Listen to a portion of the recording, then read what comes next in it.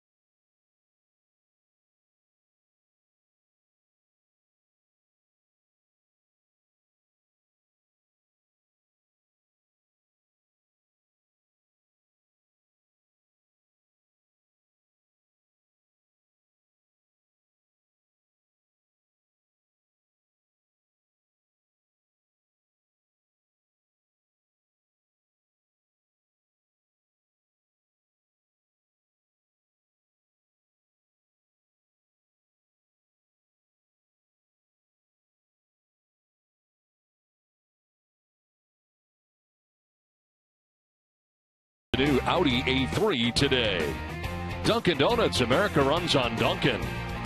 Toyota's website for deals by Toyota.com. Digital Federal Credit Union. See what DCU can save you. Your local Subaru dealers. And by Southwest Airlines. Book your low fare now at Southwest.com. A beautiful summer day from Fenway Park as the Red Sox wrap up the homestand. They have taken the field. Today is Main Day. Let's send it to our junior announcer for the Rays lineup. It's brought to you by your New England Chevy dealers.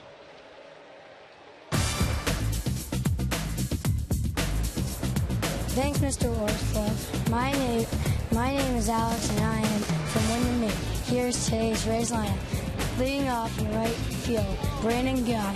The DH, Joey Butler. At third, Evan Magora. At second, Logan Forsley. At shortstop, Israel Carrera. At first base, James Lemon. In left field, Mikey McKee. In center field, Kevin Kiermaier. At catcher, the catcher, Rene Rivera. Nice job, Alex. The Red Sox starting pitcher is presented by your local New England Audi dealers. And on the mound today for the Red Sox, a cleaned up Wade Miley today. It looks like he had his moss trimmed today before the game, Jerry. 22nd appearance, 8-9, 4.65 earned run average, 88 strikeouts to 47 walks. Opponents hitting at 264 against Miley.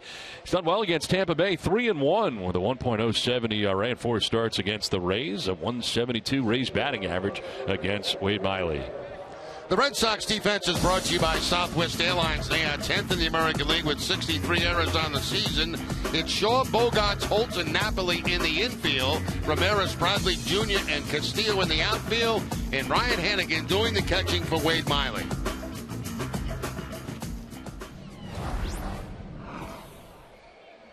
Brandon Guyer standing in here for Tampa Bay to get it started. And the first pitch of the ball game missing for ball one. Guyer leading it off here against lefties, generally in the lineup when the opposition has a lefty on the mound. As he'll take that outside, same spot, and it's 2-0. Wade Miley trying to get back to 500 individually, coming in at 8-9.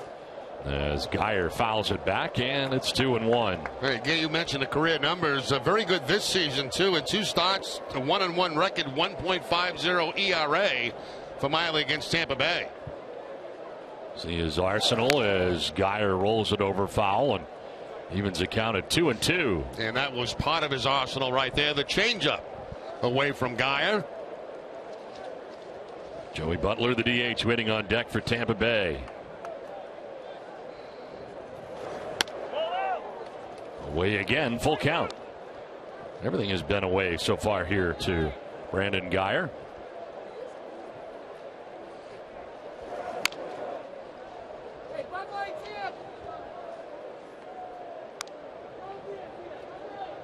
Now Guyer yesterday snapping an 0 for 14 with a pinch hit RBI double as part of the ball game yesterday. Had 2 walks and made the start on Friday night. There's a high drive to deep left field. Back goes Hanley Ramirez, and that ball is gone. A home run for Brandon Guyer, and a fast start today for Tampa Bay. Rays on top 1-0. Well, Guyer saw some changeups in that at bat, but finally he got the fastball from Miley, and the fastball right down the middle. And Guyer quickly gives Tampa Bay the 1-0 lead. Right in the sweet spot right there for Guyer.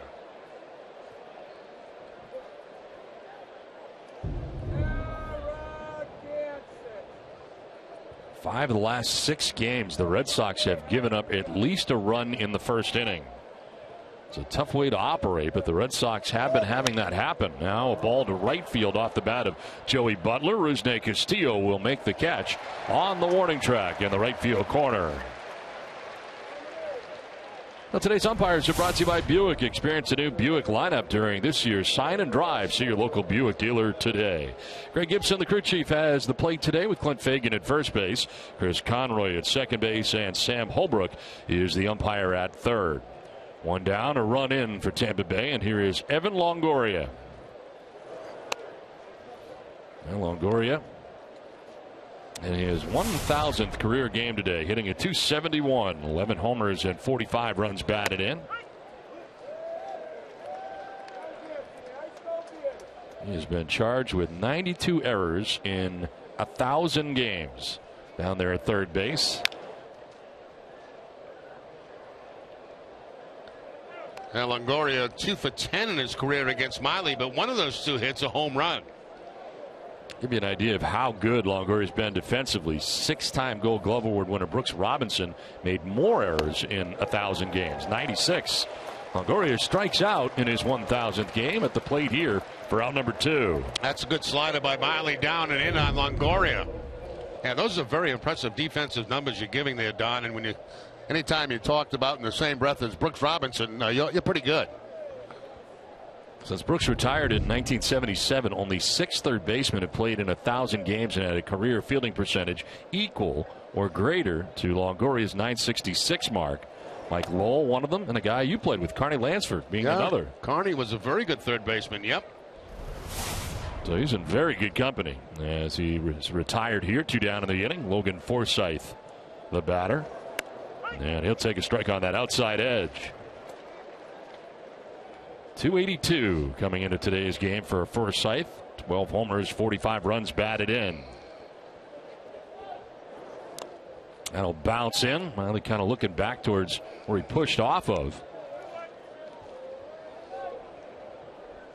22nd start of the year for the left-hander.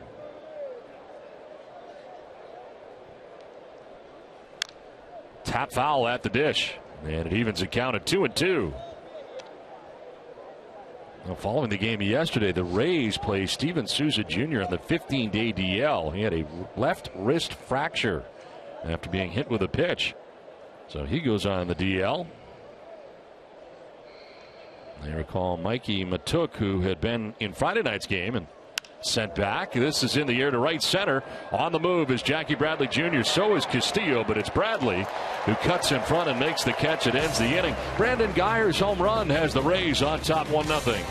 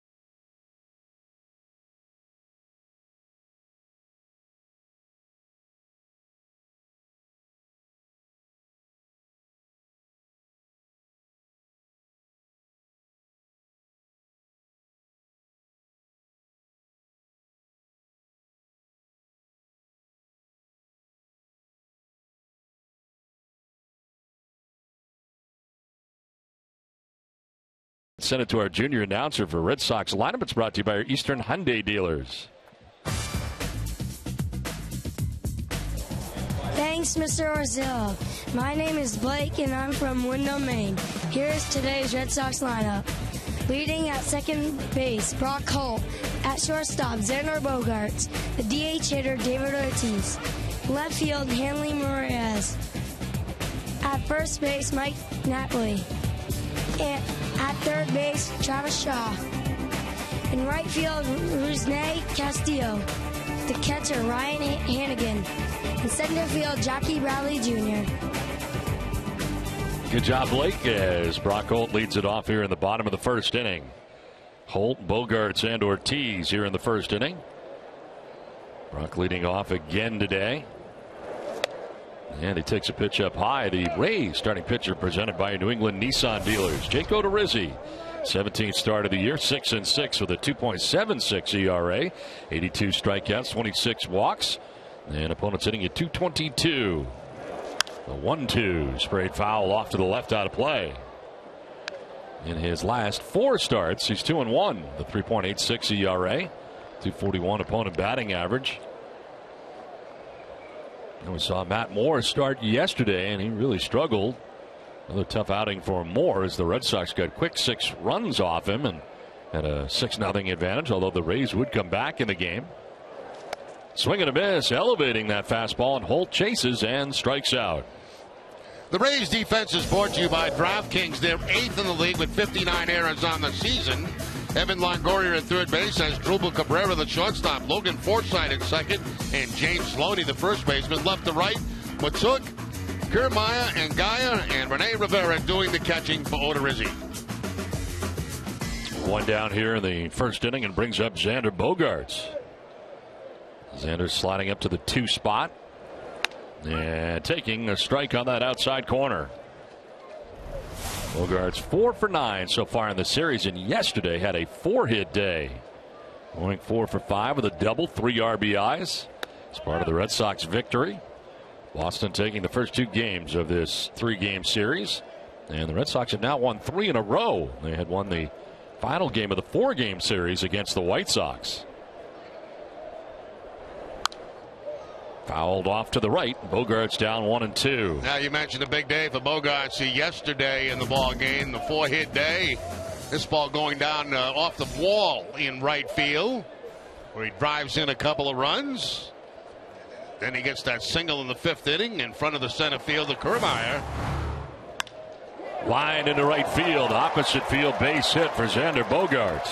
I'll tell you, one of the pleasures of this season, and it has been a difficult season, has been watching Xander Bogarts play. It really has been. You know, from his improvement defensively to his improvement offensively. I mean, this is a kid that has made a complete turnaround in a year's time. I've been so impressed with the way he's worked the opposite field and using the whole ballpark to hit in. I mean, that's why he's maintaining an average up over 300. Really should have been an all-star this year. Yep. And likely will be in the coming years, as Bogarts, we're watching him develop before our eyes into what's going to be a long-term shortstop for the Red Sox. And he gains his lead at first with 1 down. David Ortiz stands in, shift on here for the Rays. They keep it tight to the infield with a double play possibilities as Ortiz fouls it back. David now 20 home runs on the year to go along with 58 RBIs. Hitting at .245 coming into today's game. 1 for 7 so far in the series against Tampa Bay. Only holding on. Xander Bogarts at first base.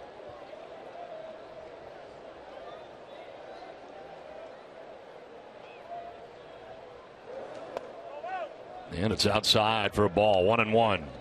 That's the changeup that time from Odorizzi, trying to work it down and away from David Ortiz. Not a lot of success for Ortiz against Odorizzi. 2 for 16 in his career, 4 strikeouts.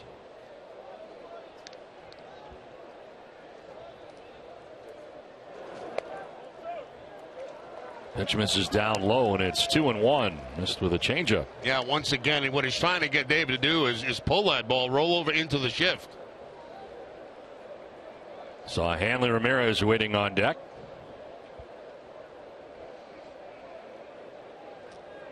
Gonna try it again.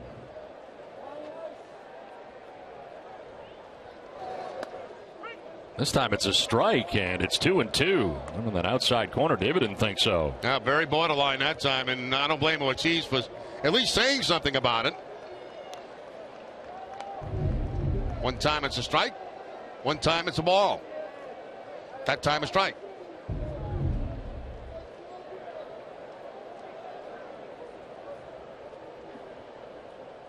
Throw to first, and Bogarts back. Kind of late to react there. Crossed over to return to the base.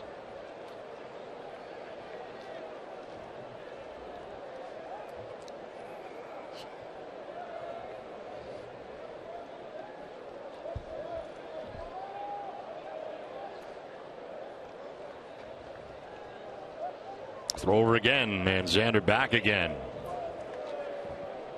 Jake Odorizzi on the mound today for Tampa Bay. Final game of the series. He has not gotten a lot of support. In fact, the 5th lowest run support in the American League. Getting 3.23 runs of support per game.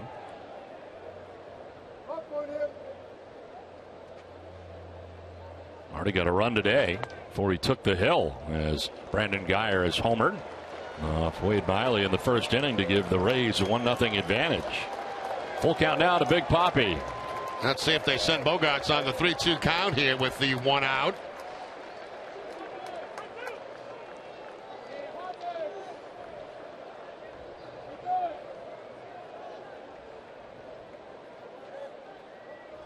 There goes Bogarts. Ortiz strikes out. No throw. And into second base with a stolen base goes Bogarts. 2 down in the inning as Odorizzi picks up his second K. Once again, back to the changeup for Odorizzi to pick up the strikeout against Ortiz. Saw a lot of them in that at bat. And Bogarts at first base. no chance at all, not even a throw from Rivera to try to get him at second. So Bogaerts does get into scoring position on the strikeout. 2 down in the inning, and here is Hanley Ramirez. Hanley Ramirez fans looking on.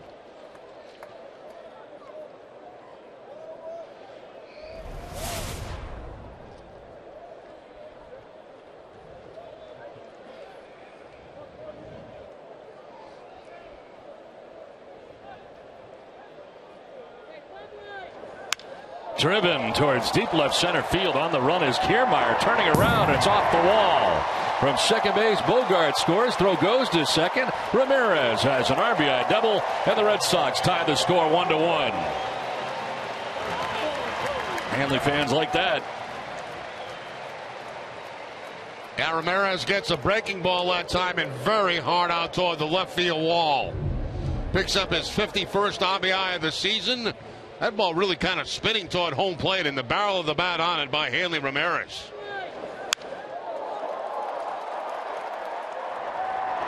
And of course, with Bogaerts at second base on the steal, no problem for him scoring. And the Red Sox tie the score at 1. Now Mike Napoli with 2 outs and a runner in scoring position. Napoli batting 5th again today, as that is just outside to Napoli. Coming in, hitting at .206, 13 homers, 39 runs batted in. He is 1 for 7 in the series. Took an 0 for yesterday, going 0 for 5 in the game. As he takes a strike this time on that inside corner. Last 12 games, Napoli hitting up over 300 at .308. 3 homers, 8 runs batted in. It's been a much better second half for Napoli than the first.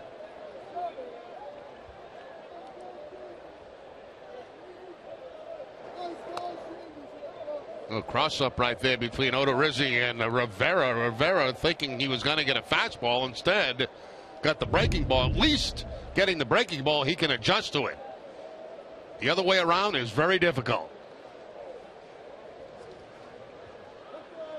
May Day at Fenway is brought to you by LL Bean. For over 100 years, LL Bean has been helping families enjoy the outdoors with trusted gear that's 100% guaranteed and shipped for free. So eat at LL Bean with hashtag Main Day during today's game for a chance to win a $50 LL Bean gift card. LL Bean, proud partners with the Boston Red Sox.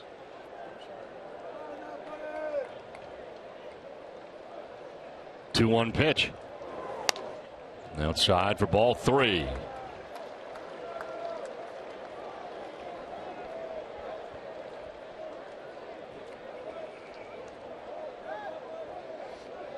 Holt struck out. Bogaerts singled, stole second as Ortiz struck out, and then Hanley Ramirez drives him in to tie the score 1-1. Now a 3-1 to Napoli. And a ground ball base hit into left field. Hanley Ramirez being waved around. He'll score to give the Red Sox a 2-1 lead. It's an RBI single from Mike Napoli.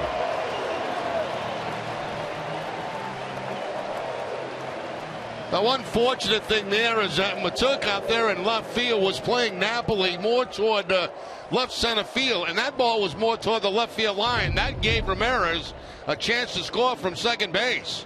Boy, it gets on top of a high fastball right there and rifles it. You see all that vacant room down there. Now, if he's playing him to pull, it might be tough for Hanley to score, but no problem there because Matuk had a long way to go. So 2 down, Napoli at first base. And Travis Shaw, the batter. What a day he had yesterday. Going 4 for 4. Scoring 5 runs in the game. And his first major league double and his first 2 major league home runs.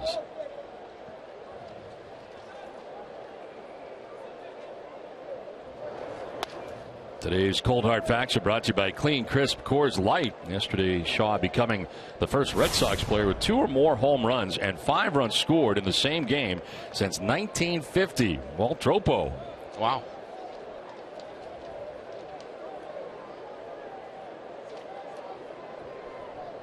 It was quite a day for Shaw, as you mentioned last night. I imagine it wasn't easy getting to sleep. You don't want that day to end. You know what's weird about those days, Don, and they come very, few and far between, is you don't want them to end. You just want to keep getting at bats because you know you're going to do well that day, you know? I mean, it's a weird feeling. It's a weird zone that you get in.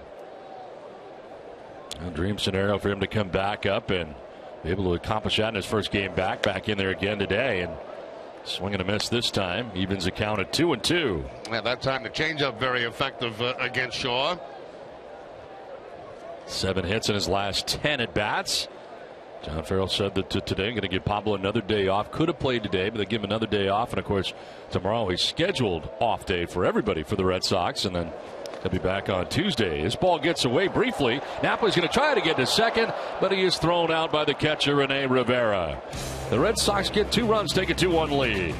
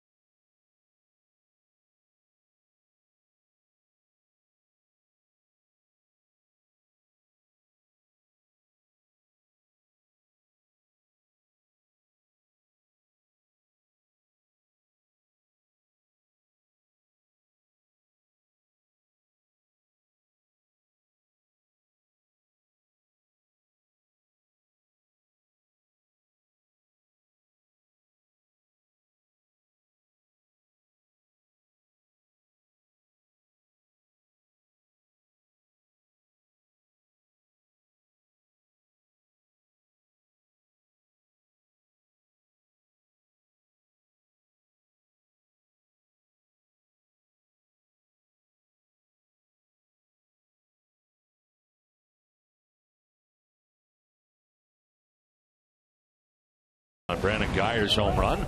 RBIs in the bottom of the first inning for Hanley Ramirez, Mike Napoli. Now as Drupal Cabrera leads it off here for Tampa Bay in the second. Cabrera, Loney, and Matuk scheduled to bat in the inning.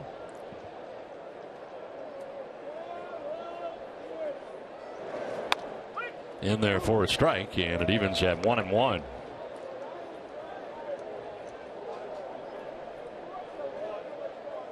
Outfield straight away on Cabrera from the Cleveland Indians shortstop.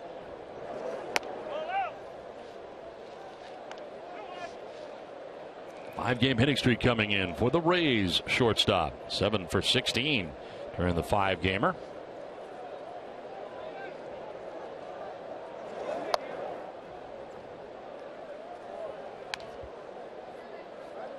Only hit that Miley surrendered in the first inning was the home run by Guyer.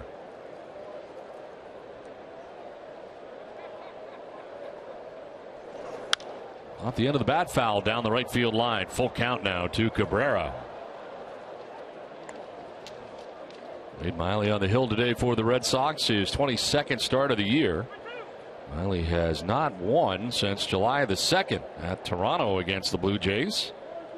2 no decisions, 2 losses mixed in. A loss last time out against the White Sox, giving up 7 runs in 5 2/3. He starts the second by striking out Cabrera. Please explain what hands inside the baseball means. Hi. Jeff, you take a look at Xander Bogaerts' hands here. You see how they are inside. Let me give you an example. Don, why don't you be a baseball? Like, use your fist. Okay. And if I'm going to take a wait a minute. Just hold it right there. You don't want me coming in yet? No, just hold it right there. Okay. On a tee. In other words, if my hands come in here, we got a pitch to do. To center field, sending Bradley back for the second out of the inning. Okay, what I mean, if that's the baseball, my hands are coming inside the baseball, and I'm probably going to hit that ball the other way. Instead of surrounding the baseball and then maybe pulling it. That's what I talk about, hands inside the baseball. I mean, you see, I think the majority of the hitters that maintain a high average in baseball, I'd say maybe 95% of them use that type of approach, hands inside the baseball. That way they can use the whole field. So if I have this right, the ball travels deeper. Absolutely. Yes. So when you're going the other way, when you're going inside out. Exactly. Now, I was an opposite field hitter, so obviously my hands always came inside the baseball, almost always. But guys that use the whole field, sometimes their hands will come in, but then they'll make contact out here, and that's how they pull the ball. So, but if the mistake is, a lot of times with guys, when they surround the ball, that's how you get broken bats, and you get maybe a rollover ground ball. So maybe, I hope that explains it. Okay. Do you get it? Yeah, I get it. On the ground to shortstop this time. Matuk will be thrown out. And Miley has a 1-2-3 second inning. 2-1 Boston.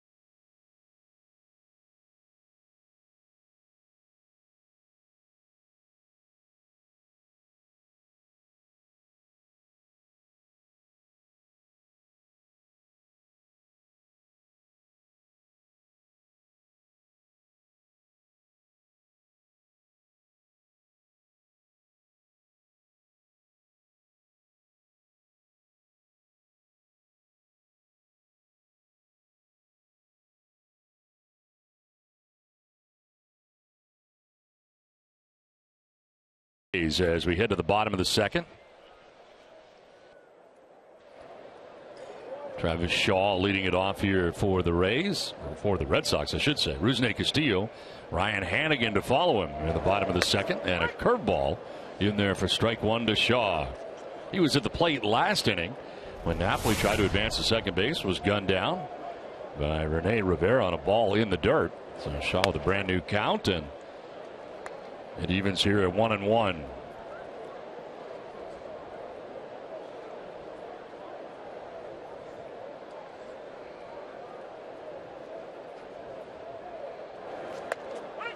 In there for a strike, and it's 1-2.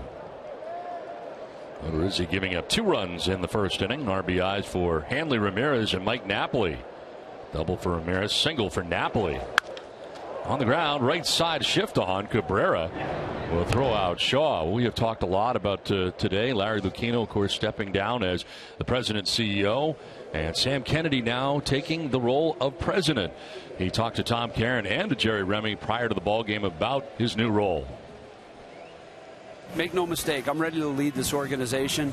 We have big challenges in front of us, and I stand ready to meet those challenges. Again, I've learned from the very best. We've got amazing ownership that give us all the resources that we need to get done what we need to get done, and it's going to be a big challenge. I'm ready for it. I love this city. I love this town. Well, Jerry, first, I like to say that it is I don't want to say sad because, he has done such a wonderful job here over the years, but what a great job Larry Lucchino has done here over the years, and for so many different reasons.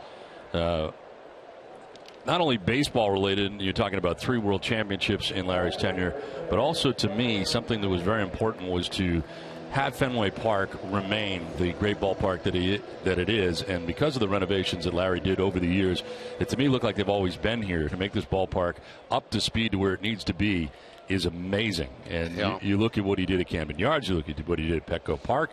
Not only that, but what he did here at Fenway Park, I couldn't believe they would be able to do that when I heard all the plans they were planning on doing renovation-wise and keep it looking like Fenway Park, and they did, and Larry did, and I think he's done an amazing job here in his 14 years with the Red Sox. I certainly agree with you, Don, on all of those points, and I didn't know about this last night. I went to bed early last night, and I found out this morning. My wife told me, and I was thinking on the way in, driving into the ballpark, I said, in my time with this organization, which was 1978 to the present, and I had been in another organization, and the Angels, and I also grew up watching the Boston Red Sox as a local kid.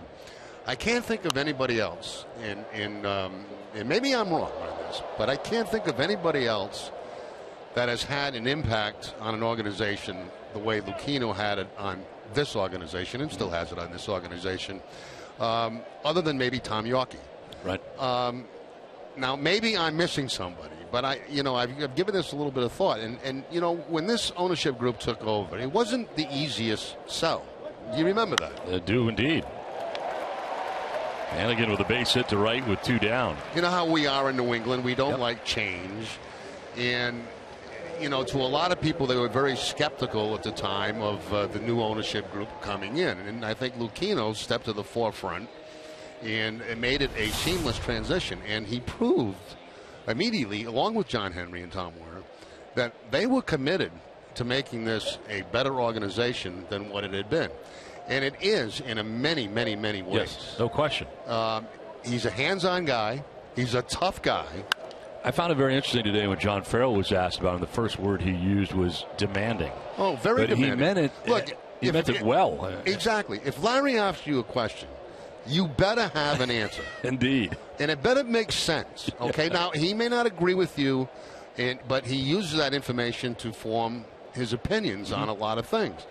And I never really have run into anybody in the game quite like him, as far as taking as much on his plate as he did with this organization.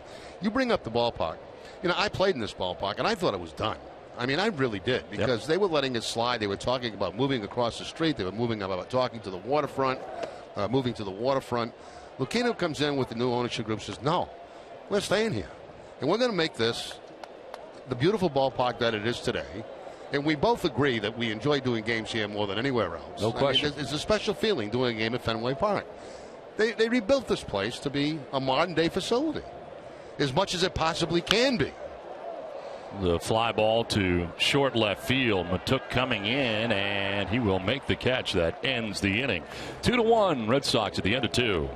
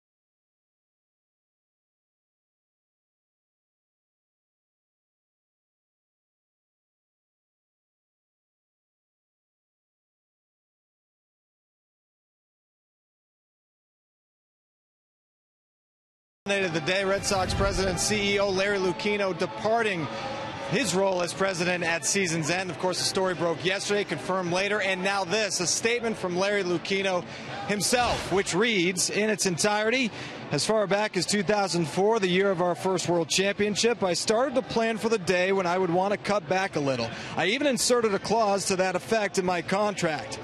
Then, after the 2013 season, I had further conversations with John Henry, Tom Warner, and Mike Gordon regarding a time in the future when I might transition to a new role and reduce my responsibilities. After all, it's a wonderful job, but it's a demanding job. I believe the end of this year is a good time for this change. We would have preferred to announce all of our transition plans at once, including my new role, but I can tell you we all feel strongly that Sam Kennedy, who has been with me for 20 years, should be the next president of the Boston Red Sox. Sam will do a terrific job. He is able, well prepared, and fiercely dedicated to the Red Sox and to Boston. I have been blessed to have outstanding partners, and I plan to continue working with John, Tom, Mike, Sam, and all of our partners in meeting the challenges that lie ahead for the Red Sox. I am also deeply proud of our extraordinary front office. They work together harmoniously and effectively, and each member has my gratitude, admiration, and respect. He wraps up by saying, I have now been president, CEO of the Red Sox for 14 years. I love the Red Sox. I love Fenway Park, and I love Boston. It's my home.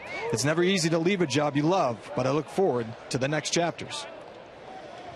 Thanks very much, Adam. And Jared, that is one area that we did not discuss when talking about Larry, is the tireless work that he does. And it is 24/7 and has been 24/7 for the last 14 years. Yeah, you know, we were talking about this in the pregame show today, and we talk about successful people and how they become successful, and it's through hard work.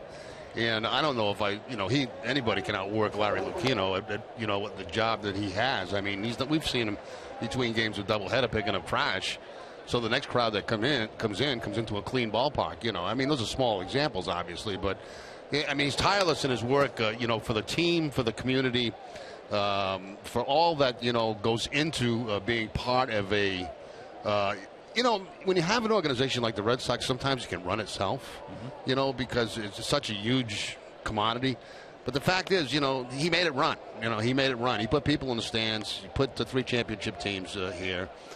He rebuilt Fenway Park. He did a lot of good things, and I wouldn't want to work for him. He's a tough guy. I mean, there's times that I would walk, if things weren't going well with the Red Sox and I saw him coming, I'm not kidding you. Yeah. I would walk the other way because I didn't want to hear it, And he's tough. He's a tough dude. But the fact is, he got results, and very, very strange feeling. It really is. I got some tweets mentioning Robert Kraft, and I agree with that. I was talking strictly about Red Sox, right? The Red Sox situation here. Since I was a kid growing up playing, and obviously in this job now, mm-hmm. I don't think there's been anybody quite like him. You mentioned Tom Yaki, who certainly was a big part of those years that you were here. Yeah, and that's playing. And that's a different era. I mean, there's so much more to it now than there was then. So much more. From a marketing standpoint, from a business standpoint. Everything. I mean, you're constantly getting, challenged by the newspapers, by social media, on radio, on television. It's nonstop, and it's demanding, and there's really only so much you can probably take of that, And he handled the good with the bad. And then sometimes not as graceful as others. That's the nature of Larry Lucchino. Now, all of that said, it appears that it will be in very good hands with Sam Kennedy moving forward here in the next era of Red Sox baseball. And Sam, certainly being from here, gets it from day one, got it, and learned a lot under Larry for 20 years, as it turns out. If you can make it 20 years working for Larry, then I think the next step is probably pretty easy. It's probably pretty easy. And good for him. He's a local guy. We should all feel comfortable with that. He's had the experience. There's no question about that. 20 years working for Larry. And, the business end of it, he obviously knows very, very well. Shaw with a very long throw that's not going to be in time, pulled Napoli off the bag, and Rivera able to beat it out. It's an infield hit, and the second hit of the day for Tampa Bay. Yeah, the other thing that he said, Sam, when we were talking to him in the pregame show, as we look at this ground ball base hit, he mentioned about the baseball operations end of it. He said, I'm not getting involved in that. He says, that'd be foolish of me to be getting involved with baseball operations. I don't know, what they know. So, I mean, it's clear going in, as president of this, I asked him what the umbrella was, that he had over the organization. And he was quick to mention the fact that, he's not going to be involved in baseball operations. Of course, things have to go by him. But exciting day at Fenway.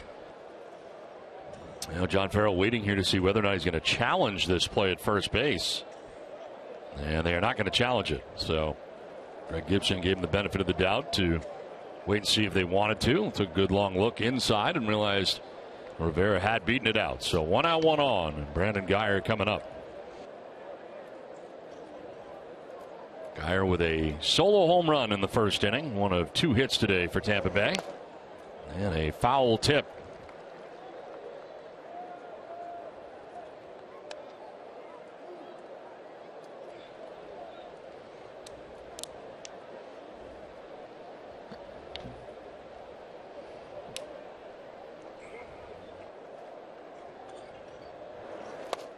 And a swing and a miss, 0-2. Well, Guyer able to get his 5th home run of the year.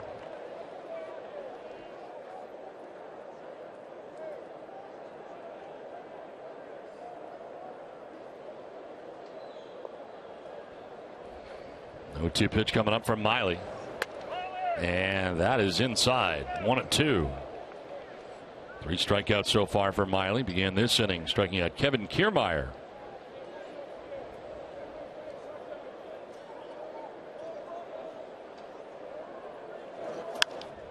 In the air to right, Castillo coming in to make the running grab. Took a look towards first, but no throw in that direction. 2 down in the 3rd inning.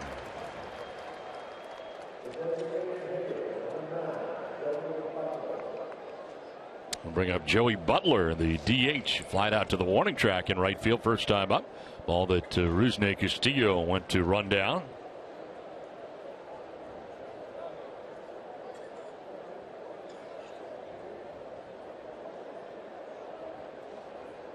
Napoli holding on Rivera at first base. Throw to first, and Rivera's lead was not large at all. Still scurrying to get back to the bag on that very good move from Wade Miley. And for guys that don't run, there's no need to get a big lead against Miley. He is like a step off the bag at first base right now after seeing that move. Yeah, actually, sometimes they're easy to pick off because they don't move that quickly.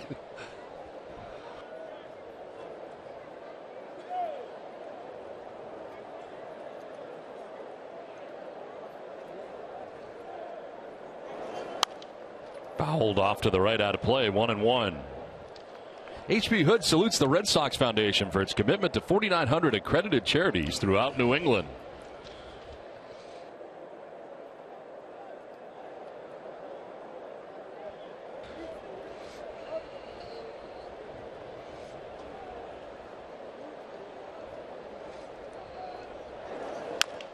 On the ground, rolled down the 3rd baseline. Fortunately, kicked off the inseam of the grass and went foul. Otherwise, that had trouble written all over it with Shaw backed up at 3rd base.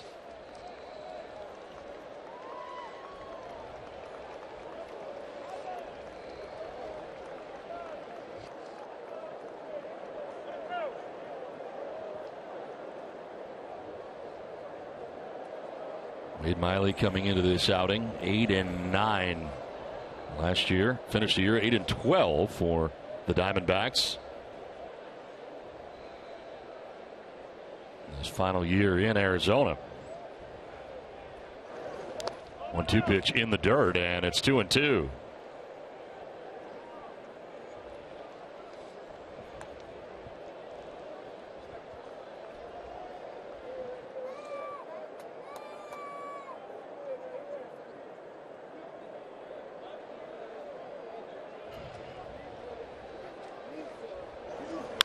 On the ground to 3rd base, picked on the backhand by Shaw. Gets it over there in plenty of time to end the inning. 2.5 done, 2-1 Boston.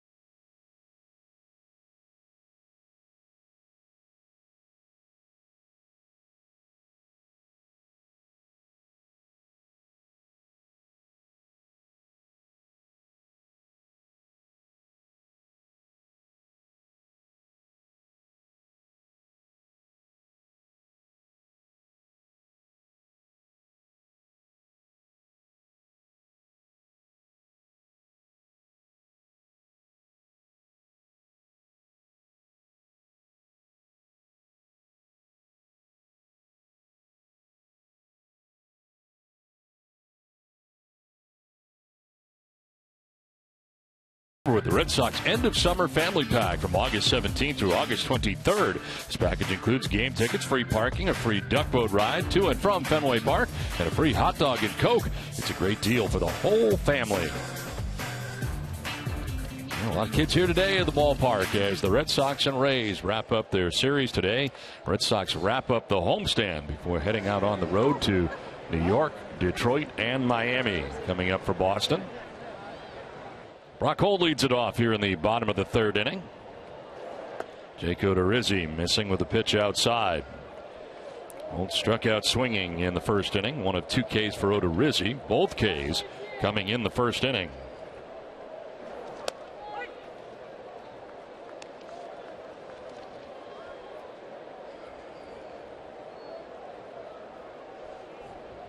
Odorizzi has thrown less than 100 pitches in 5 of his last 6 starts. Are they watching or concerned about the pitch count, maybe? Apparently.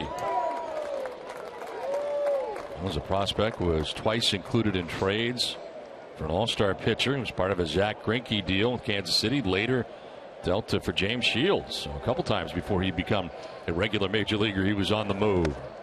Swing and a miss, and he strikes out Brock Holt for the 2nd time today. 3 strikeouts for Odorizzi. Now, first time he got him on a fastball, this time a changeup.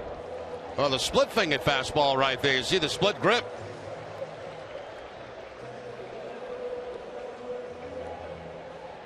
Little dip at that, right at the end of that for Brock Holt.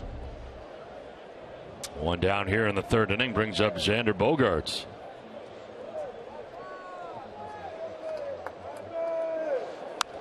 Fouls it off to the right, out of play. Xander with a single, a stolen base, and a run scored. All taking place in the 1st inning.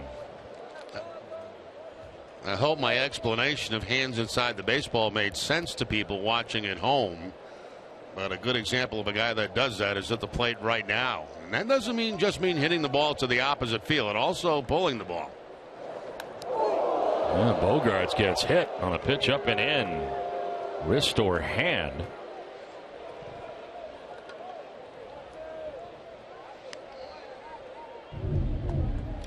I don't know, message sent. You know, the guy's been wearing out everybody recently. He's worn out Odorizzi in the past, and all of a sudden gets plucked with 1 out here in the 3rd inning. I don't know, just a thought. Any carryover from Souza being hit? Could be. Placed on the DL yesterday. 2nd time this year I think Souza's been had a broken hand. So Bogaerts at first, 1 out. David Ortiz the batter. They go into the shift on the right side on David, per usual. And a swing and a miss for strike 1. DraftKings.com is paying out over $300 million this baseball season. DraftKings has given out $34 million to Boston residents alone since the site launched. Get your free entry to a one-day fantasy baseball contest today using promo code NESSN. The 0-1 is outside. David struck out swinging in the 1st inning. 1 of 3 strikeouts today for Jake Odorizzi.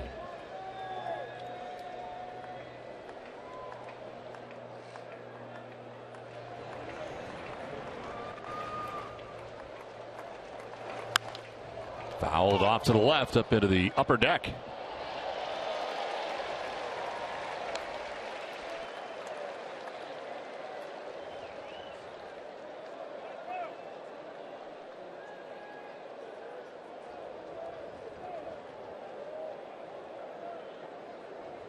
Bogaerts held on by Loney.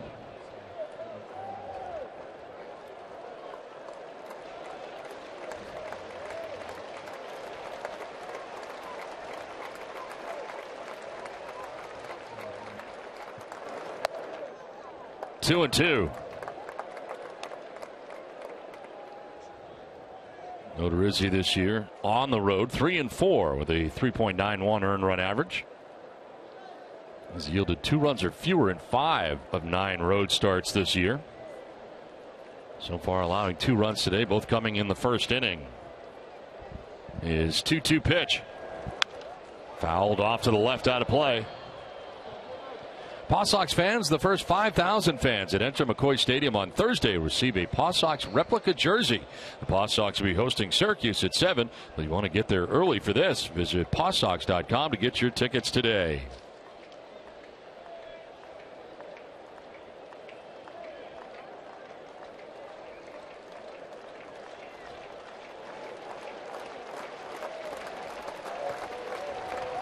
For the first, and back to the bag is Bogaerts.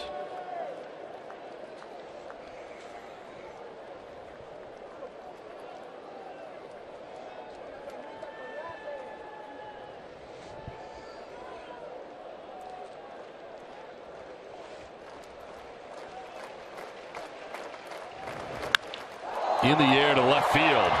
Matuk going back at the wall, leaps, it's over his head. From first, Bogaerts going to try and score. He will without a problem. A bobble out there. And into second with an RBI double goes David Ortiz. Red Sox take a 3-1 lead. Well, there's the advantage of knowing Fenway Park, and Xander Bogaerts knew on contact that ball was going to be off the left field wall, so he never hesitated. There's that pitch down and away. Good hitting by Ortiz, taking it to the opposite field. And Bogaerts, who knew that ball was going to be off the wall, just took off. And that's why he's able to score from first base. There's the effort by Matuk. Up against the wall, but up above his glove. And the two-base hit for Ortiz. There's Bogaerts. You can see him. He knows. That's the advantage of playing here a number of games. You get to read when a baseball's hit, if it's going to be off that wall or not.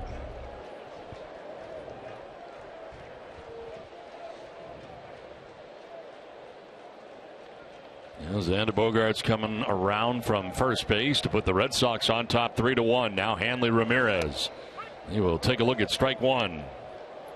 Hanley with a double and an RBI in the first inning. Scored the Red Sox second run. He was driven in by Mike Napoli.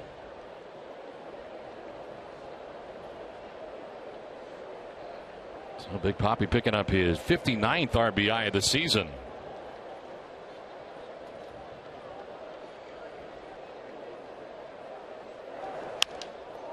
High fly ball down the left field line towards the seats, and the left fielder Matuk is able to make the catch. That came back for him a little bit. Looked like it may get to the seats, but stays on the playing surface, and Ramirez is out number 2. Well, Monday, August 17th is Kids Lunchbox Giveaway Night at Fenway Park. All kids in attendance will receive a free lunchbox. Visit redsox.com/promos for more info and to purchase your tickets now.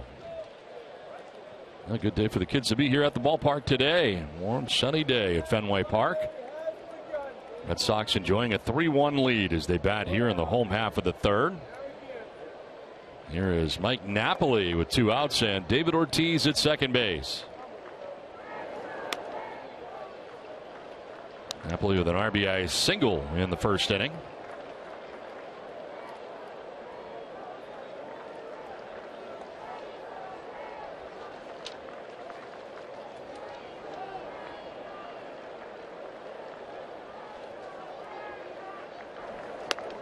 A swing and a miss. That fooled him.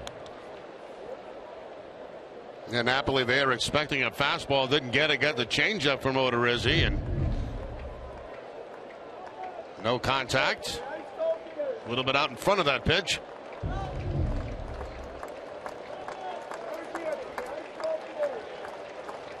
David Ortiz at second base. 2 down here in the Boston third inning. Napoli fooled again, and it's 1-2. Same pitch. Yeah, he's not afraid to double up, is he? Nope. He's done that a couple of times in the game today. Dubs on the changeup.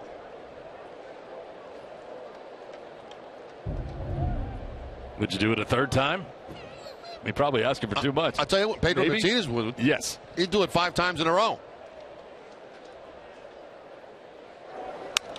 Napoli laces this foul down the left field line, and he did try it again.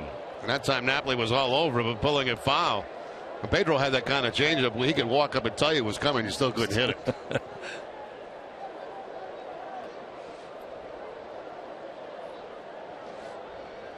He was talking about the length of his fingers helping out with the changeup. Creating drag on the changeup. Of course, those hands now immortalized in gold here to Fenway Park. One of the things he was presented with, gifts.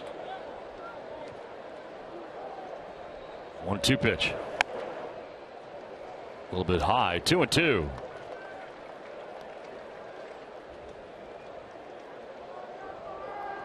It's Napoli now. Shaw next if the inning continues.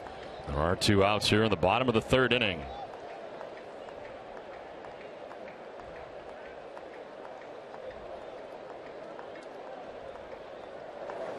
Swing and a miss, and Napoli strikes out. It's the changeup again. It's 4 strikeouts for Odorizzi. It's 3-1 Boston.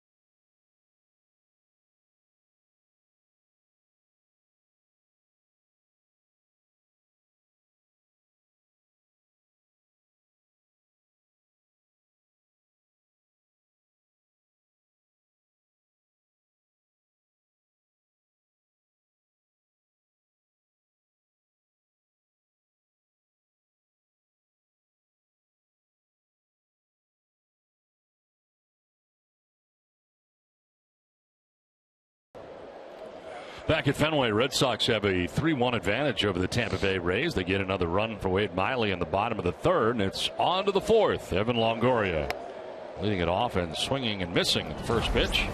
Longoria struck out swinging in the 1st inning. 3 strikeouts on the day for the Red Sox left-hander.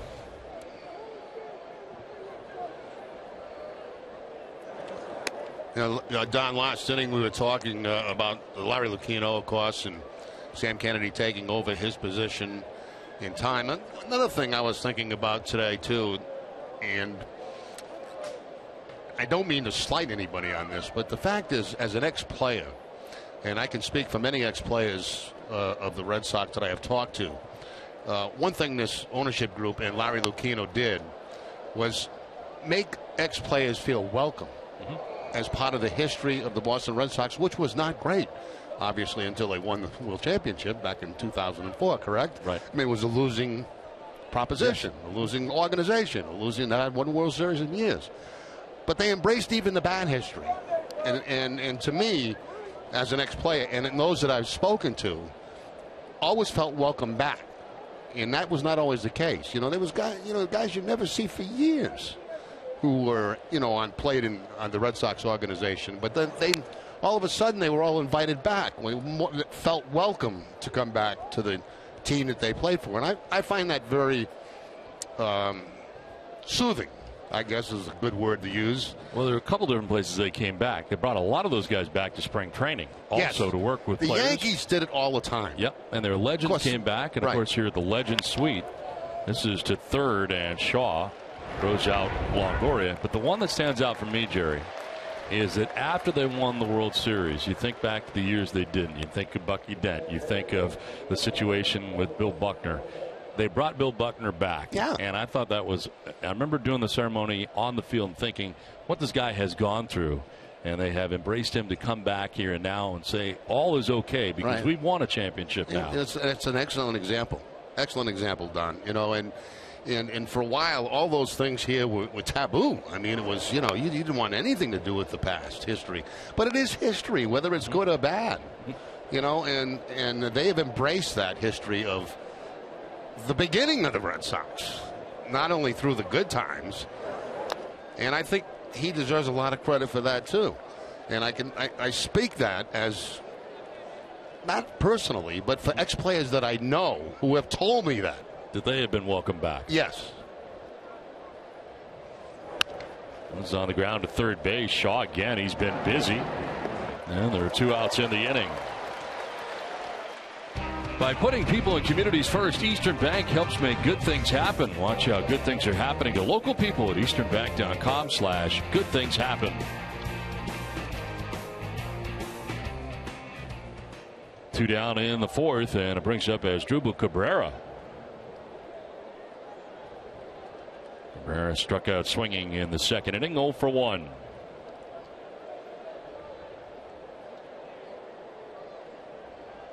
Now, along the way, there were a lot of great ceremonies throughout the years as well, and probably none bigger than, of course, the ring ceremony in 05, but it's a foul ball, the indication by Greg Gibson. But I know one that is near and dear to your heart is, of course, the 100 years of Fenway Park and the all-time team that was put together that you are on. No, it really is, and I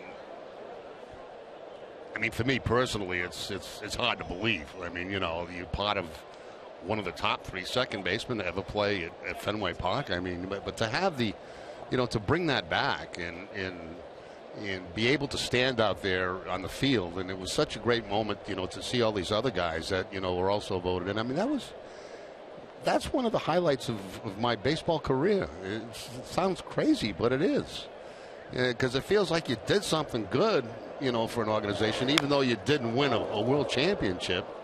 You know, you were a part of a good organization, and that was a pretty special day for me and for all the other guys that were here. I could speak for them, and you know, I remember lining up out there in the back and, you know, having the guys talk about what a, you know, special day this was going to be, and it really was.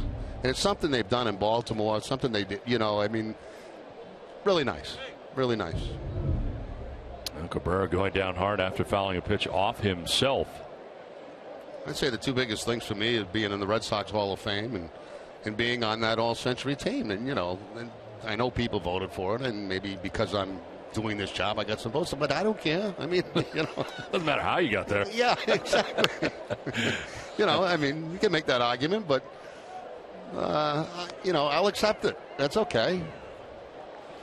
But to have those 2 honors, to me, I mean, it's great. A happy youngster right there with a souvenir here at Fenway. 0-2 the count to Asdrubal Cabrera. 2 down in the 4th inning. And a pitch outside. 1-2.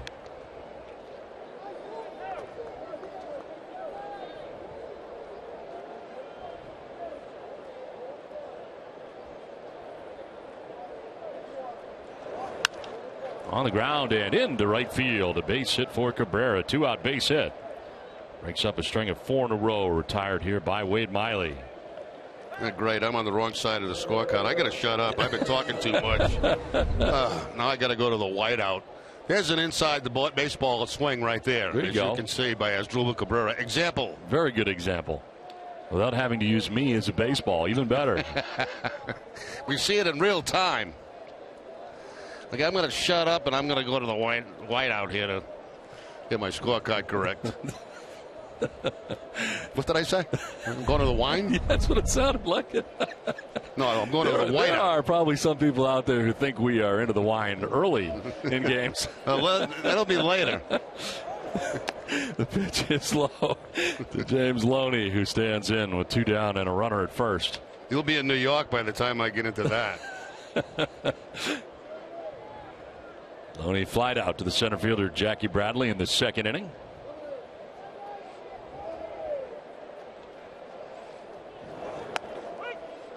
Strike on the outside corner.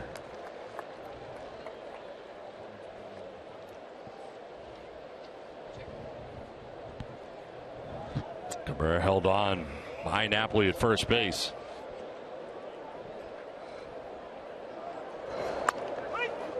And the strike in there to make it 1-2. Miley with 3 strikeouts today. He's not walked anybody.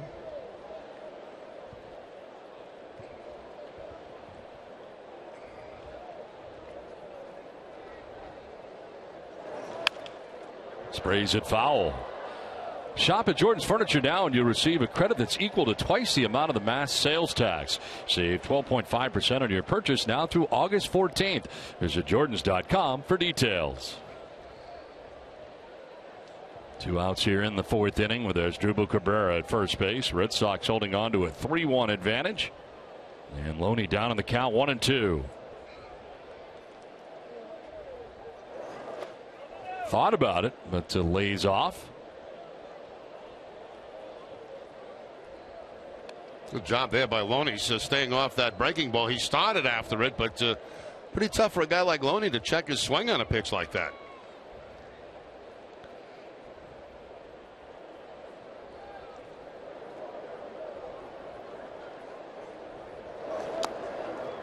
In the dirt, and it's a full count now. Getting a start here with the full count. 2 outs will be Cabrera at first base as Matuk waits on deck.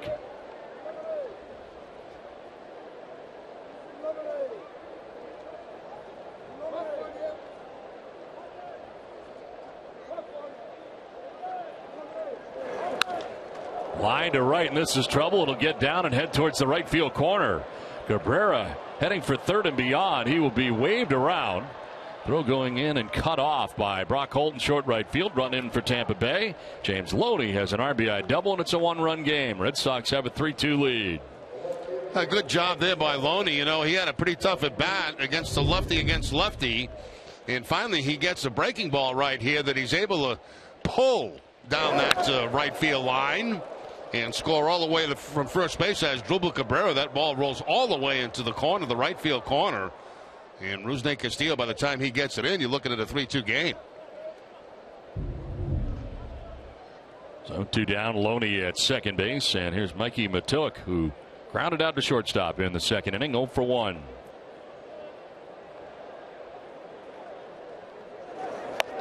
Swing and a miss for strike 1.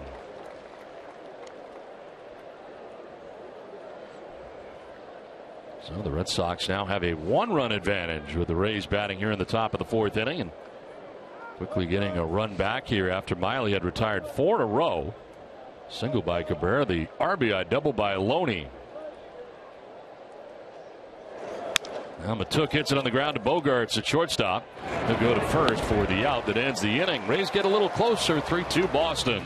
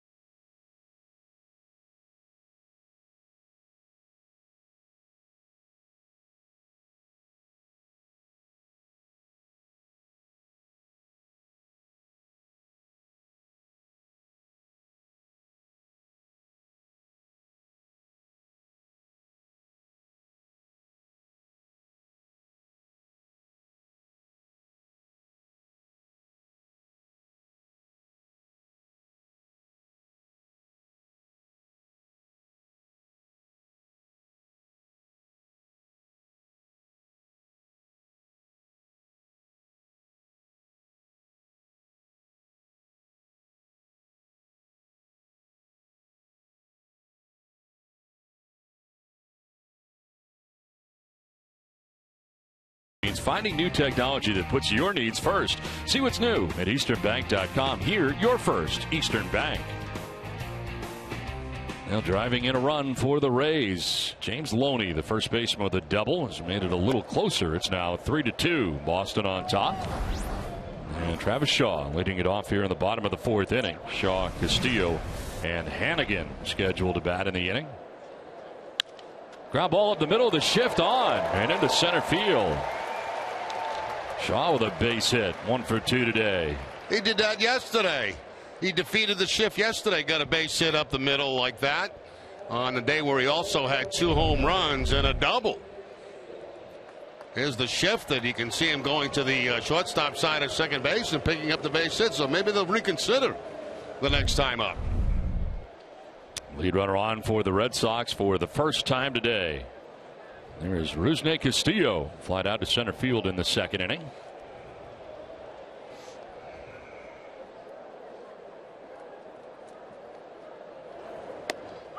It's right on that outside corner for strike one. Rusney, who had 3 hits yesterday, going 3 for 4 in the second game of the series. Matched a career high in hits, third time he had done that. He's now hit safely in 5 of 6 games since being called up from Pawtucket on Monday. And has started every day in right field. Appeared in center field defensively off the bench, but has made starts in right every day. Of course, with Shane Victorino being traded away to the Los Angeles Angels.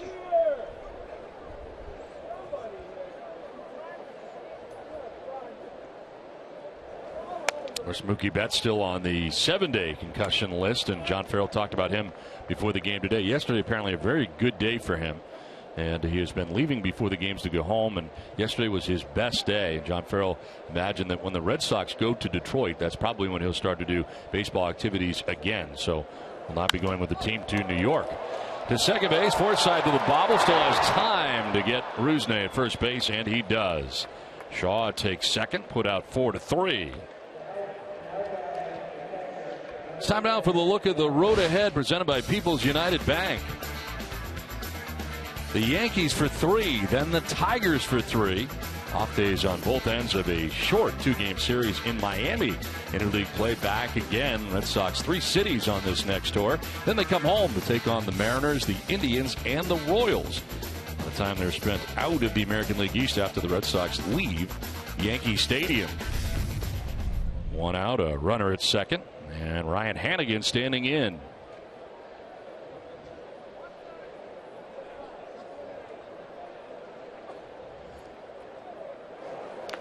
In the dirt, and Rivera able to pick it on a hop.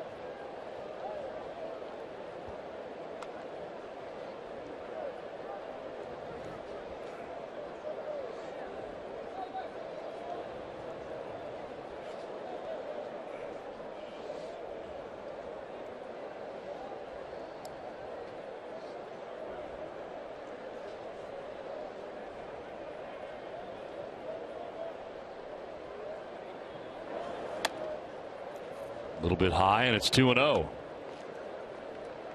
7-game hitting streak now for Hannigan. The single to right in the second inning extended it, and now hitting at .346 during the 7-gamer.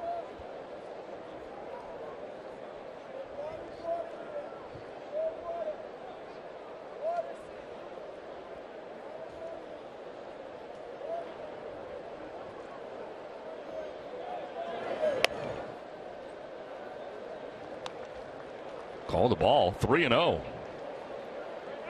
Rizzi thought it was a pretty good pitch. Next pitch will be his 70th of his outing, with 1 out here in the 4th inning.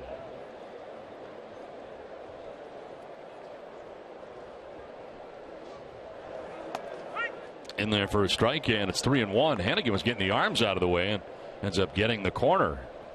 A couple of pitches in this at bat, very close. One going as a ball, one going as a strike. The 3 and 4 pitches. I think Hannigan might even be surprised that the 2-0 pitch was called a ball. On the ground down the third baseline, foul, and it's a full count now. Well, this summer, pump up the fun with Irving Oil. You could win a Ford Escape, a Can-Am Spyder, $5,000 in cash, or other great instant prizes. Visit a participating Irving Oil, irvingoilfun.com for details.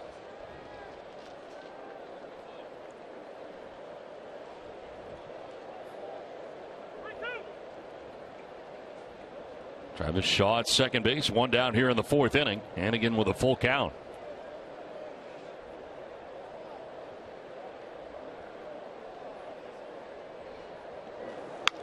On the ground, softly towards Cabrera. He will go to first for out number 2. Shaw takes third base. Not for a second there. The Cabrera may go to third, but he did not, and Shaw gets to third with 2 down. I'm with you. I thought he might try it, and I was going to get ready to say that Shaw had made a base running mistake there, but everything turns out okay, as Cabrera never really did intend to go to third base. Usually that ball that's in front of you don't go to third because you're already in scoring position at second base.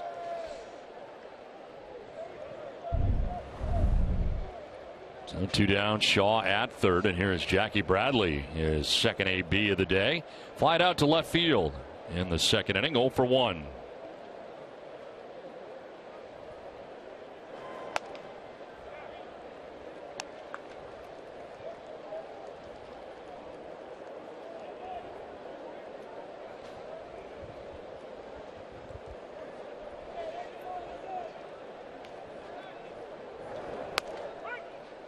Strike on the outside corner, and it's 1-1.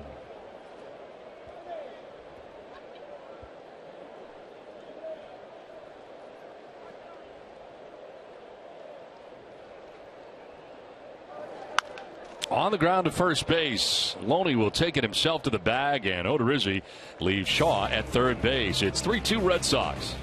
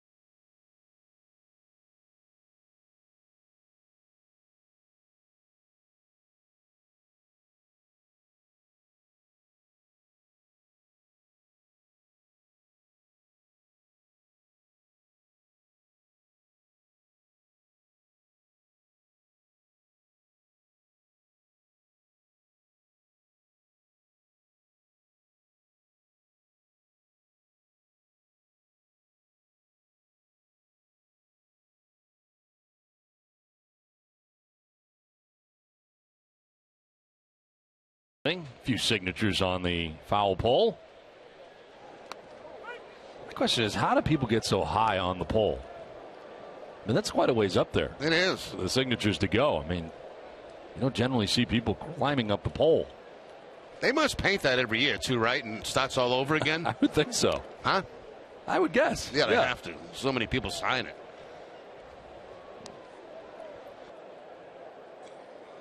Kevin Kiermaier leading it off here in the fifth inning for Tampa Bay. 8-9-1 to face Wade Miley. Golfs it foul off to the left out of play. 75 pitches now for the Red Sox starter today.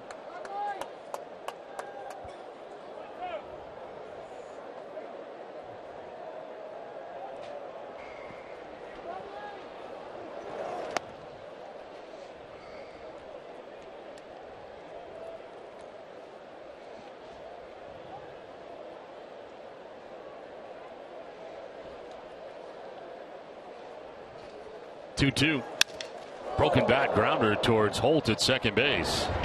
And he throws out Kiermaier for the first out here of the 5th inning. Well, coming up after the 3rd out of this inning, TC and Steve Lyons have the mid-5th studio show presented by GMC. So you want to stick around at the end of this inning to see that.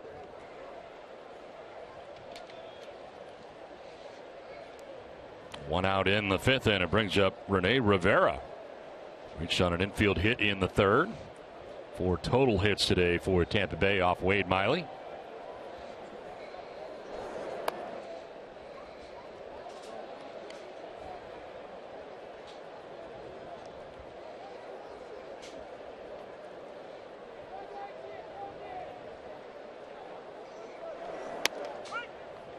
Framed well there by Hannigan. The bottom of the zone, called a strike.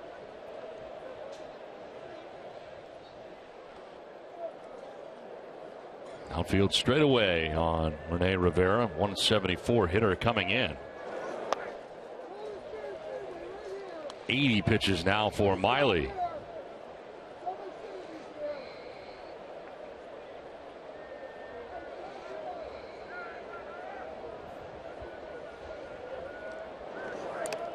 That'll bounce in. 3-1. Don't miss WB Mason Extra Innings Live right after the game. TC and Steve Lyons will have reaction from the Sox clubhouse. They'll break down Wade Miley's start today. Whatever, whenever, wherever. Who but WB Mason? Swing and a miss. Off balance there. Full count. Changing speeds is Wade Miley. 6 full counts for Miley on the day. Has not walked anybody. Struck out 3. And make it 4. Strikes out Rivera for the 2nd out of the 5th inning. And once again, the changeup. Back-to-back changeups for Miley to pick up the strikeout against Rivera. This one down. Actually looked to be out of the strike zone, but chased. Not expecting the off-speed pitch in that situation. Make Insurance, great service, great coverage, and a great price for auto, home, or life insurance. 2 down in the 5th for Brandon Geyer. He homered off Miley in the 1st inning. His 5th home run of the year, 22nd RBI, and got the Rays off to a 1-0 advantage. Bats here with 2 outs and the base is empty.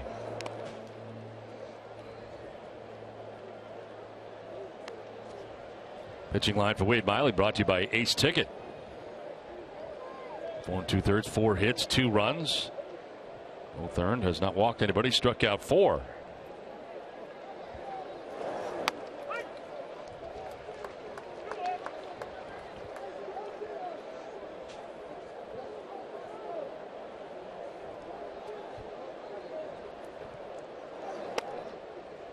A little bit low for ball 3. Miley behind again here. Back-to-back batters. Came back to strike out Rivera. See what happens here to Geyer. Inside for ball 4, ends up walking him, and the first walk of the day allowed by Miley. A 2-out base runner here for Tampa Bay. Gives Joey Butler a chance. Miley doing some housekeeping on top of the hill there by the rubber. I'm trying to fill in that hole that is created by the push-off. Right in front of that, the rubber on the pitcher's mound.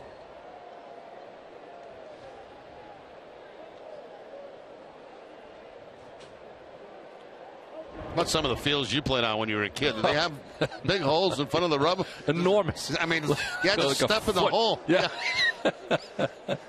I've always complained about that. You know, like baseball for young kids does not have good conditions. Good conditions. You know, like if you play basketball, you play on a basketball court. Right. They're always good. If you play football, you usually play on grass or turf. Right.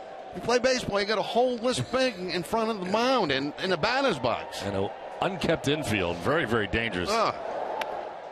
I swear to you that I worried about every ground ball that was coming in my direction that was going to be in my teeth. I always thought about my dental situation every time there was a ground ball on the way to me. Well, I worried about it. You're a doctor now. I mean, and now I'm a doctor. I could have fixed myself. Yeah, exactly.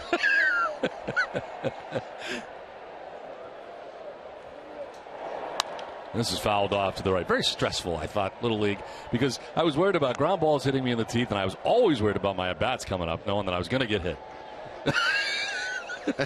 Way to take on that challenge. You know me well. Yeah. There were two things. The ground balls coming at me. I never knew you were a warrior. I didn't know that. Not till today. The whole day was very stressful. 1-1 pitch is in there for a strike. Guys, I actually played on a stone dust field in Little League and high school. Yeah, nice. Real nice. Brutal. I mean, that's some terrible conditions for baseball. They really are.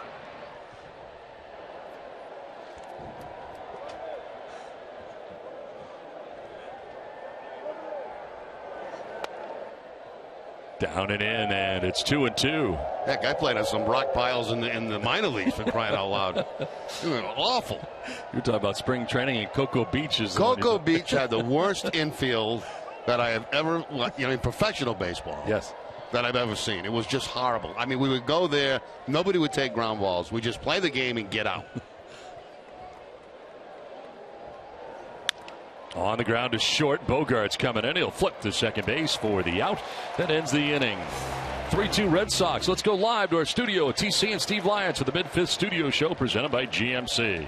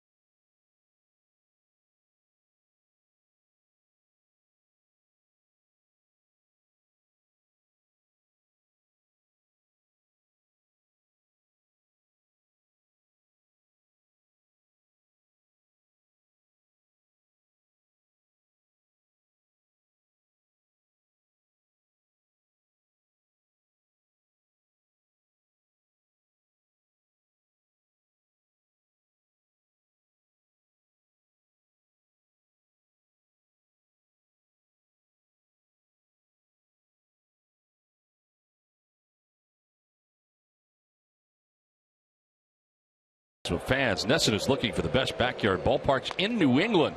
Upload a video of your backyard ballpark to Nesson.com/ballparks. Enter today if you are the winner. Jerry and I will visit your backyard ballpark. And hopefully you'll let us in your house. Yeah, if we do come, please let us in. You know what I mean? We'd hate to make the drive and be turned away at the gate. You guys don't mind just staying outside? It's a big sign, no trespassing, especially Don and Jerry. Nobody's home. Please go away. And we got to go to winner number 2. Yeah. Here is Brock Holt. He has struck out twice today, both times swinging. 4 strikeouts for Jake Odorizzi, the starter for Tampa Bay. There's a pop-up right side. Forsythe shading his eyes on the short lawn and right. He'll make the catch for the first out of the 5th. Well, your next fill-up could be free with Gulf Oil's new rewards program, PowerPoints. Visit GulfPowerPoints.com to sign up and start earning free gas. It's that easy.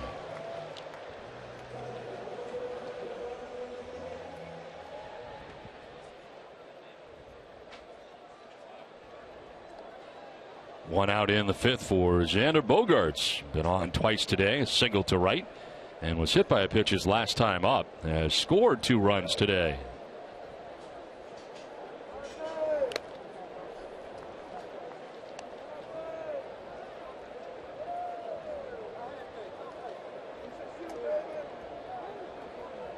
Red Sox batting here in the bottom of the 5th.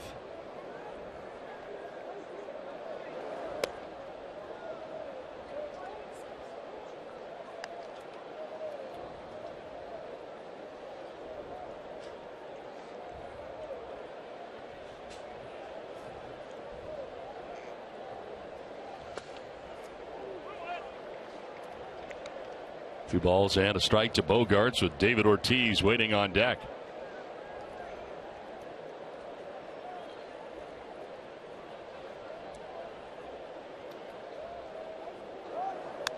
Fouled straight back, and it's 2-2. Well, the Yankees wrapping up their series with the White Sox in Chicago today. It's 1-0 New York. Red Sox will be heading to New York after the ball game today.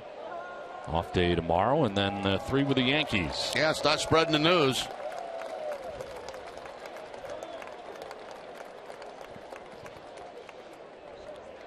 Two. High chopper to third. Longoria waits for it to come down, then an off-balance throw off 1 foot to get Bogaerts.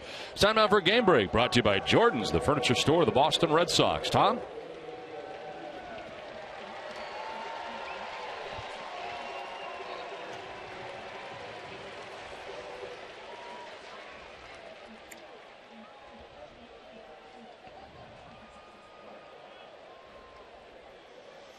All right, Tom, thanks. Yeah, you heard it here first.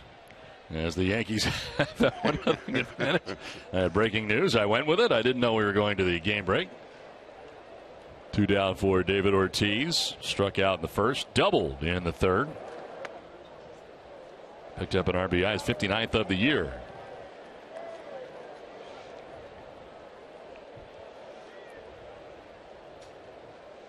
Into the shift go the Rays on the right side. Logan Forsythe ducking back to short right field. Picks up the corner apparently. Now the new president of the Boston Red Sox chatting with the principal owner John Henry. 1-1 pitch. He is outside for ball 2.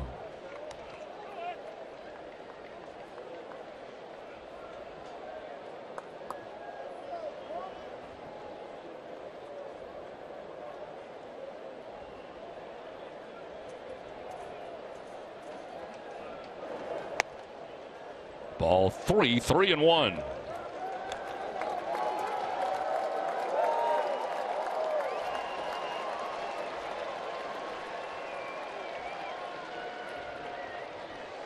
Fifth 3-ball count of the day for Odorizzi, with Hanley Ramirez waiting on deck.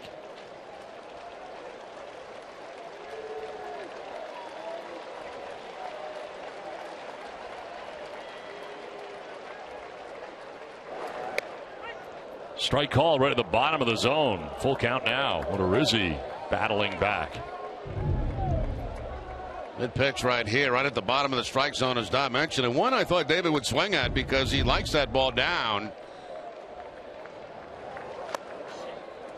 Ball 4, and a 2-out walk for David Ortiz. Just the first walk of the day allowed by Odorizzi.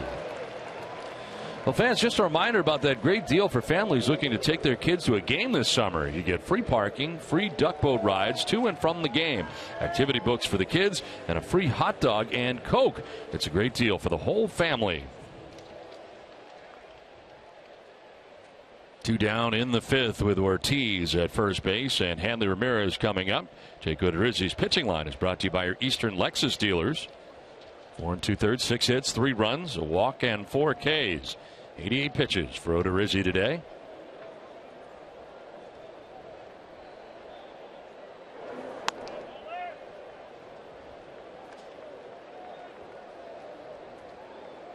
Ramirez with a double in the first inning to drive in a run. Flied out to left in the third.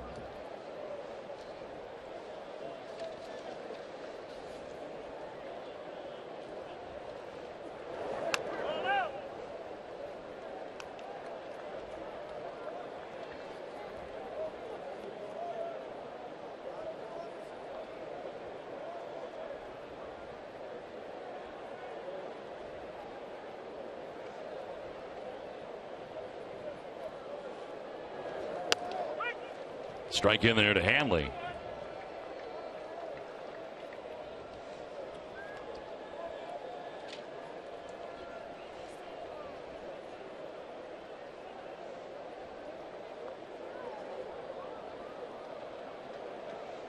Short lead at first base for Ortiz. And Ramirez grounds it right up the middle, but Forsythe's there waiting as he tags the bag to end the inning. We have played 5. It's 3-2 Red Sox.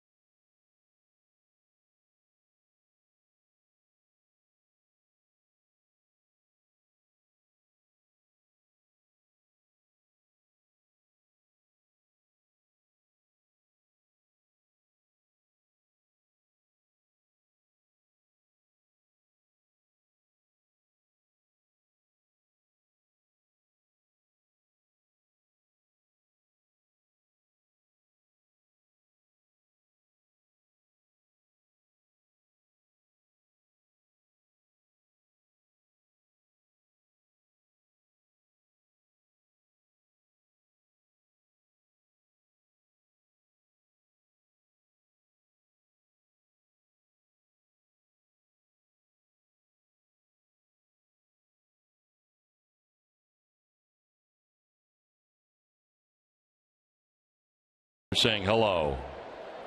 Hello. Evan Longoria lines to center, but Bradley is there to make the catch. Good contact by Longoria for the first out of the inning. Let's send it down to Adam.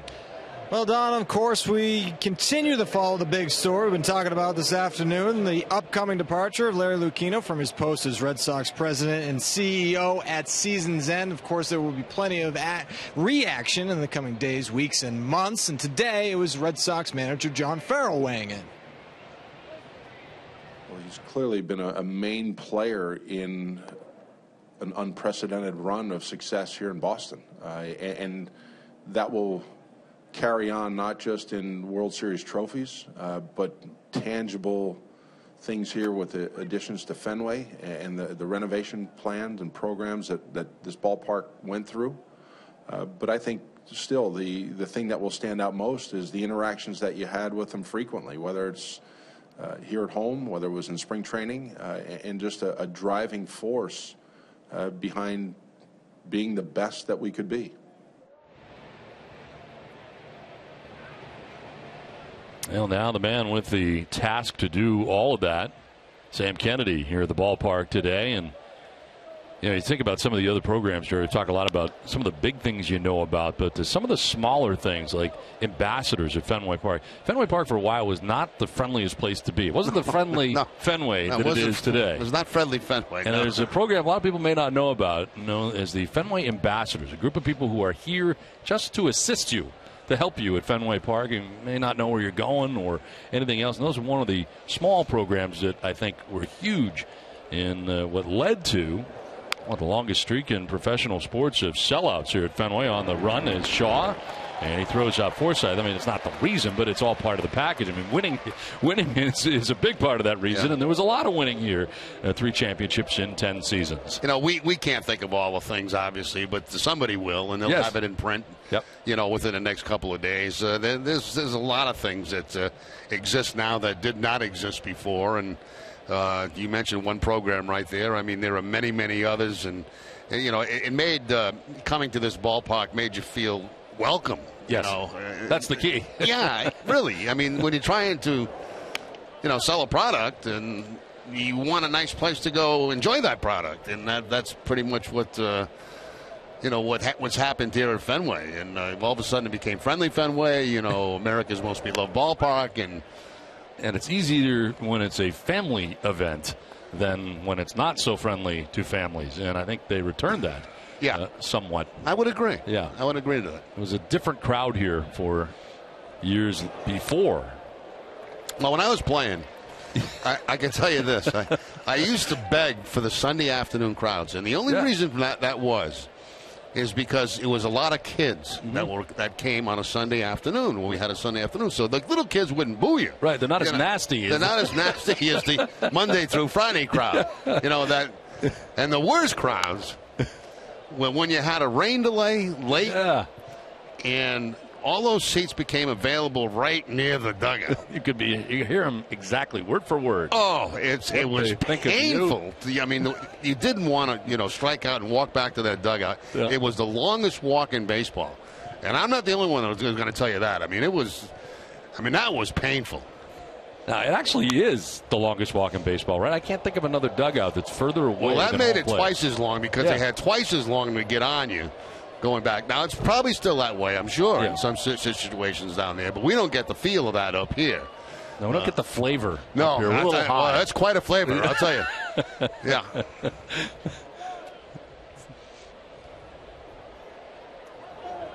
1-2 pitches outside. And I'll never forget that. I remember it would be like Wednesday, and I go, oh, my God. When is Sunday going to be here?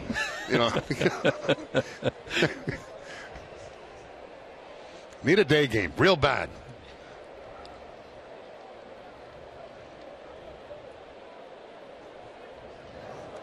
Pitch 106 for Miley, and again, looking back at that push-off area, there is action in the pen. Robbie Ross in the bullpen.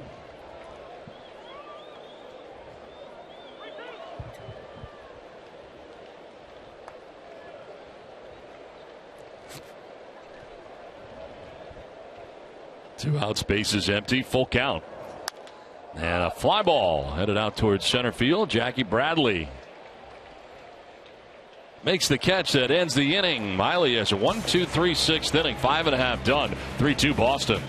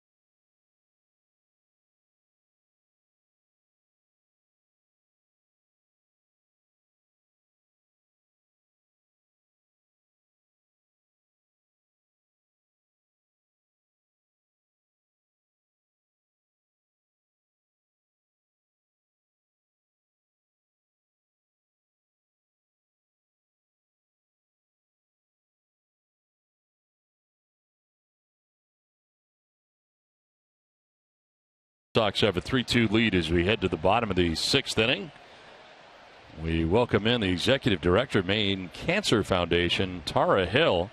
And Tara, happy Maine Day. Thanks for joining us. Thank you for having us here. We appreciate the opportunity. Tell us a little bit about Maine Cancer Foundation, how it got started. Maine Cancer Foundation was started in 1976 by some individuals working in cancer who saw the rates were really, really high and wanted to do something about it. How did you get involved with the Red Sox and the Impact Awards? Well, I've been a Red Sox fan since I was a child, but as far as the Impact Awards, one of our supporters brought it to our attention, and we had the opportunity to send it out all across the state and encourage people to vote for Maine Cancer Foundation, and they did. How can people support the cause? Yes, absolutely. You know, last weekend we had our Try for a Cure, which over 1,300 women participated in a triathlon, and 15,000 people donated to the cause. So they certainly, I think, helped us vote for the Impact Awards as well. With all the work your organization is doing to fight cancer, what is your hope for the future? That cancer will not be a dreaded disease for our children. Certainly, as we look to the future, we have that hope that cancer will just be one of those things that was in the past, like polio or smallpox. Well, Tara, we thank you so very much. Congratulations on the award, and thanks for joining us. Thank you so much for having us here. Day. Thanks to the Red Sox. All right, Maine Day here from Fenway Park. One down in the bottom of the 6th inning, and it brings up Travis Shaw.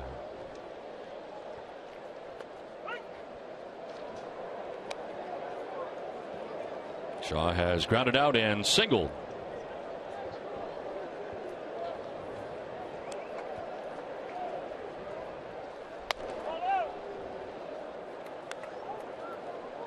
Xavier Cedano up in the pen for Tampa Bay as Odorizzi works here into the 6th inning.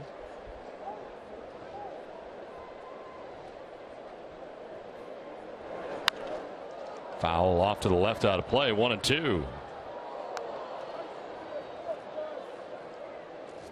99 pitches, one shy of a hundo for Jake Odorizzi. His season high is 110. Mentioned that 5 of the last 6 outings he's not gone over 100. 1-2 pitch is up and away. Maybe laboring a tad here in the 6th inning.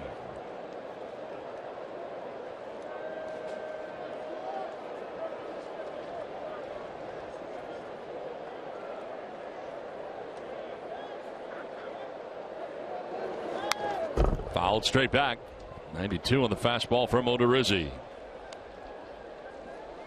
Tonight at 6, tune in to the Ultimate Red Sox Show presented by AAA. We'll have a complete recap of the Pedro Martinez number retirement ceremonies.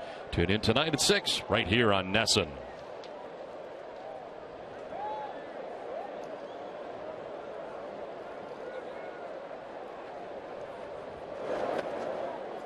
Full count now. Shaw will see a 7th pitch in this at bat. 5th full count of the day for Odorizzi.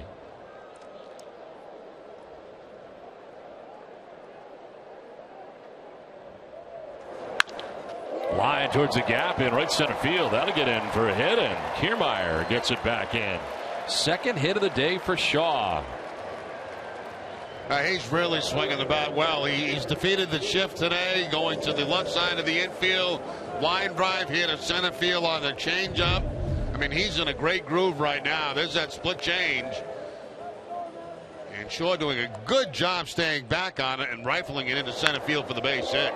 He's 9 for his last 13. That'll do.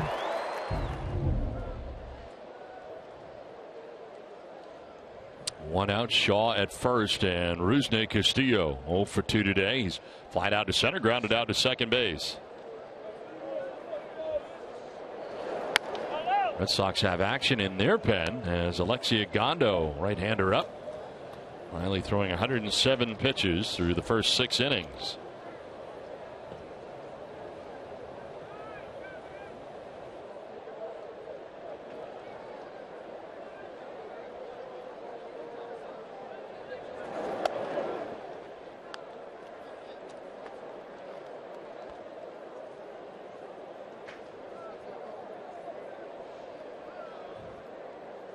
See if they use Castillo to maybe play a little hit and run.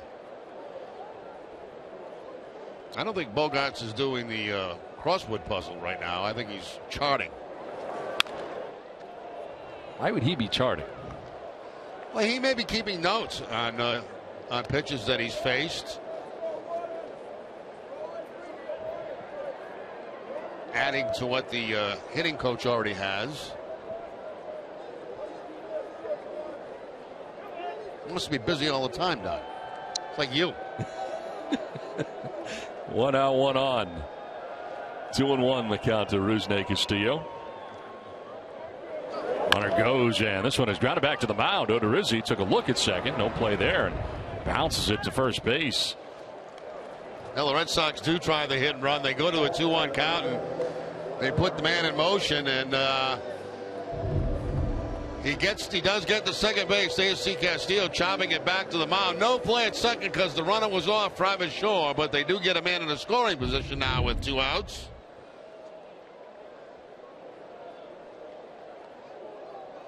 Two down, Shaw at second base, and Ryan Hannigan the batter. 1 for 2 day for the Red Sox catcher.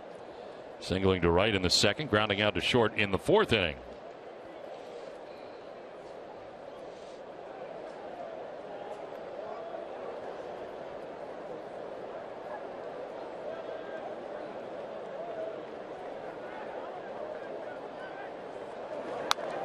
Foul back for strike 1.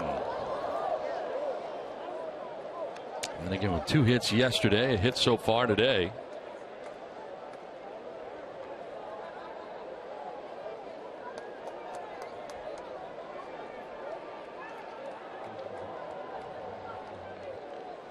Noticing a pattern here that Odorizzi is causing a lot of the hole situation there on the rubber that Miley had to fill in quite a few times. Little gamesmanship going back and forth, huh? One guy digging a hole, the other guy filling it up. Yeah. Sounds like you and I, just digging a hole and filling it back up, getting nowhere. Story of our life.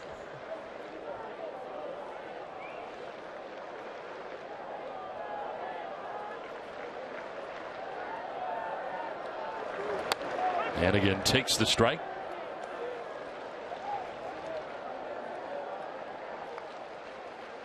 Napoli struck out to begin the inning. Shaw single.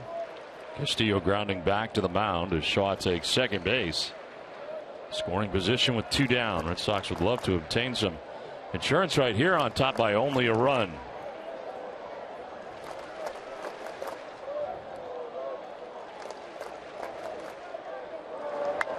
On the ground, foul to the end of the Rays dugout.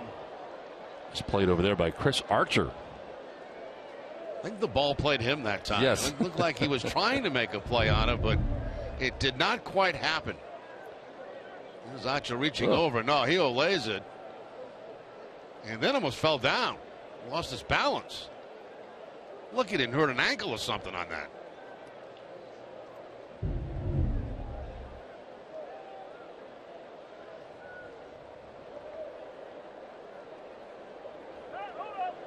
Time called, and now Rivera is going to go out and talk to Odorizzi. Couldn't get on the same page as to what they want to throw here. Ahead of Hannigan, 1-2. Well, Tuesday at 6, don't miss Red Sox First Pitch, presented by Joseph Abboud, available at Men's Warehouse. TC and Steve Lyons will preview the upcoming series with the Yankees. Be sure to tune in Tuesday at 6.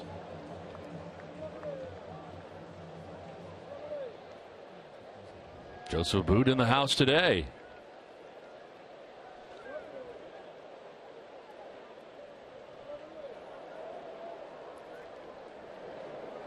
One-two to Hannigan. And a grounded foul. Is he in a T-shirt? That's all he's in. He's amazing. The guy can rock a white T-shirt.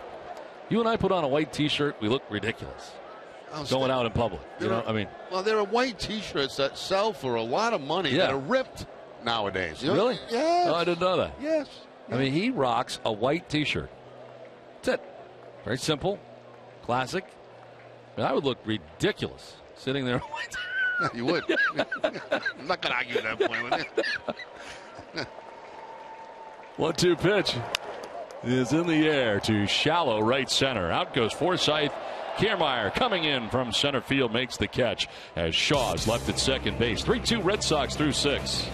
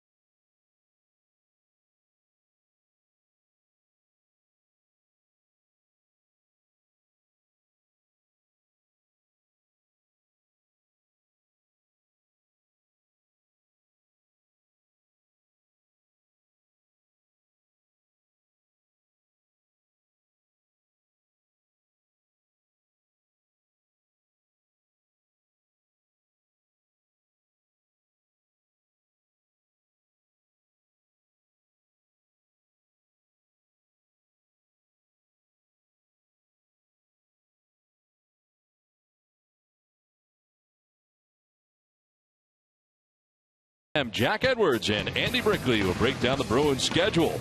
Bruins Summer Face-Off Live is presented by New England Nissan dealers. Well, Wade Miley back out there, 107 pitches deep into his outing. The pen behind him.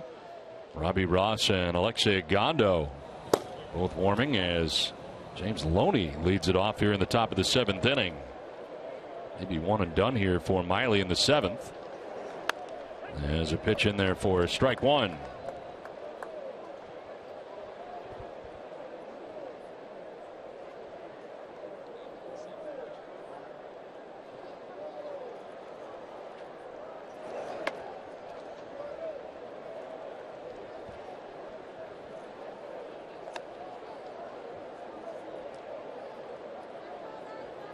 Loney has flied out to center and doubled.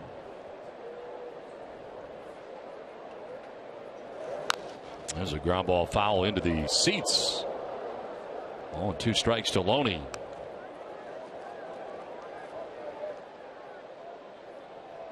On deck is Mikey Matuk and then Kevin Kiermaier, expected here in the 7th inning.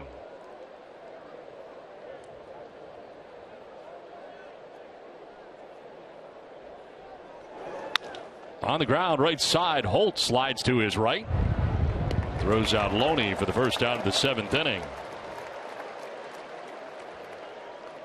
Just one Nexium 24-hour day gives you all day, all night protection from frequent heartburn. Go to Nexium24hour.com for savings and pick up Nexium 24-hour at your local Stop and Shop. 1 down, and he will face Matuk, it looks like, who is 0 for 2 today, grounding out to shortstop twice.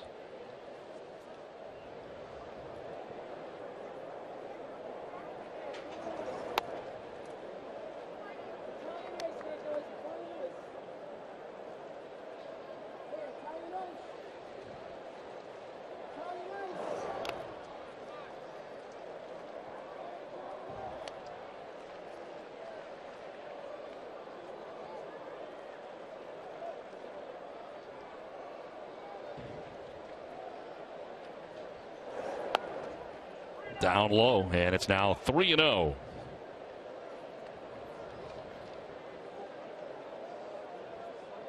Miley threw 108 pitches last time out against Chicago as he gets the strike right down the middle there. 3-1.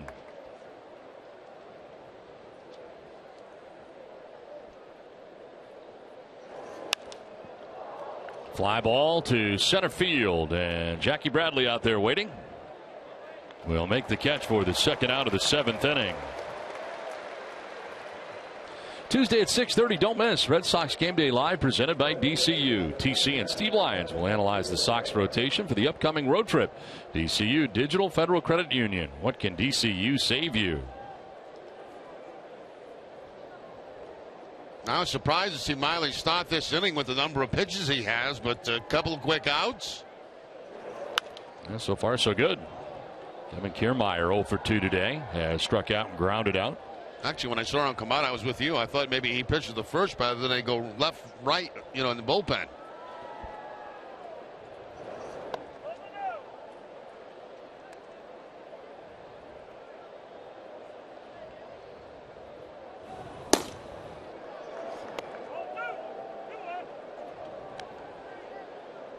Two and 1 the count as Farrell sticking with Miley here for the first 2 outs of the 7th inning. Line down the right field line. This will be a fair ball. Rattles around in the corner, and Castillo will dig it out. Thinking 3 is Kiermaier.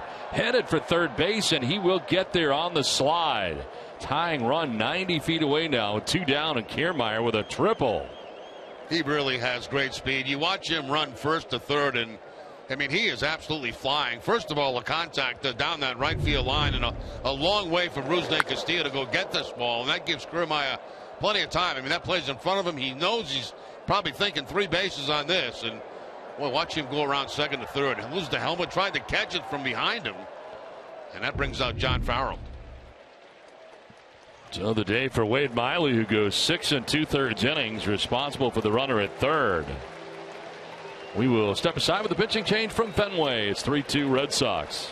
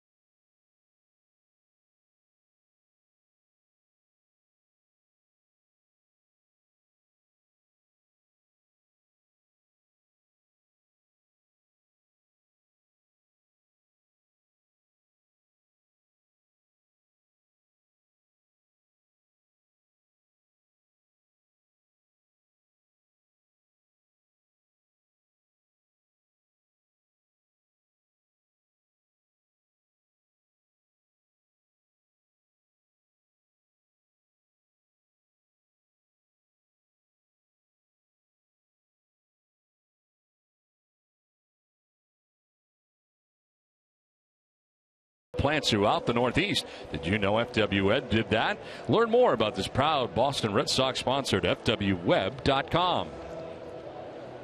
Now Wade Miley gets a nice ovation from the Fenway crowd as he leaves with the 3-2 lead.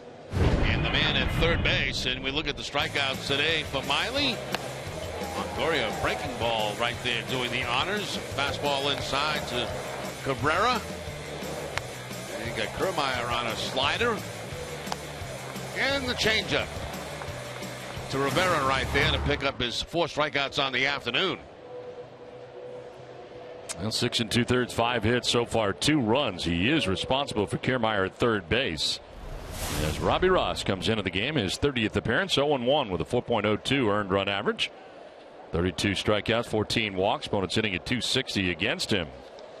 Pinch hitter for the Rays, Curt Casali, pinch hitting for Rene Rivera.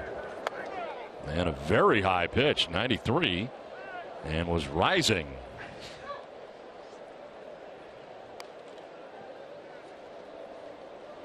Casali at .250, 7 homers and 11 runs batting in. He is pinch hitting it for Rivera, who had been 1 for 2, had an infield hit in the third. Tying run 90 feet away in Kiermaier. And a late swing there by Casali, 1-1. Yeah, 2 choices off the bench. Beckham and Casali. Goes with the catcher Casali pinch hitting here, and this time the slider gets him to swing and miss.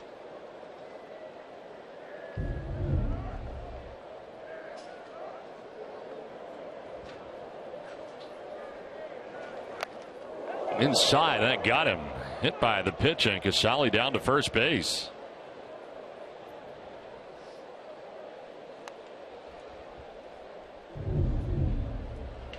Fastball up around the hands of Casali. And we could hear the contact from up here. If it got him in the hand or the arm area, but certainly hit by the pitch and on his way down to first base. So first and third, 2 down, and Brandon Guyer coming up. Home run for Guyer in the first inning, a solo shot lined out to right in the third, walked in the fifth.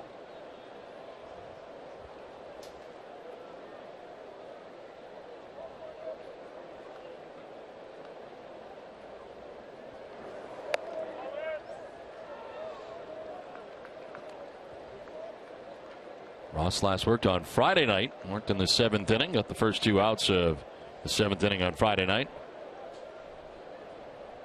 Tazawa gave up a couple of his inherited runners, and he was charged with 2 runs.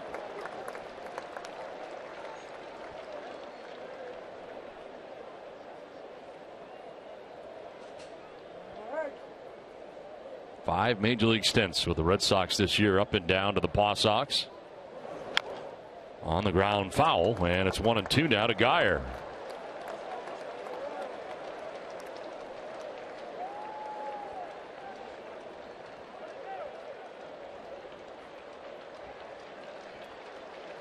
One for 3 with a strikeout against Robbie Ross Jr. for Guyer.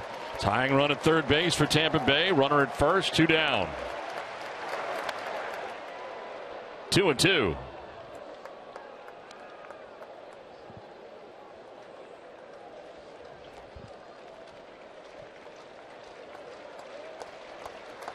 Joey Butler on deck. There are 2 outs here in the 7th inning. Inside, almost hit him, and it's a full count. That runner will be off at first base now. Red Sox outfield should be going back a few steps, and do go back a few steps to try to keep that ball out of the gap or anything over their head.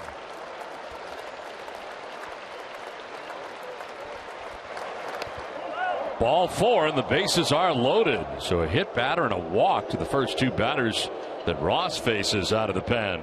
That's a pretty good breaking ball right there. Backdoor breaking ball by Ross, and did not get the call on it. Very close pitch. See pitch number 6, after everything had been inside, he goes back to the outside corner, and boy, that to me could have been strike 3. But again, you see Hannigan reaching across the plate for it, and sometimes that will cause you not to get the strike call because you're set up inside and you got to reach across. Well, they got to deal with Joey Butler, the DH, coming up. When Ross pitched here on Friday night, he walked Butler. He faced him in the 7th inning on Friday night. So Carl Willis back to the dugout. Bases filled with Rays, 2 down in the 7th inning.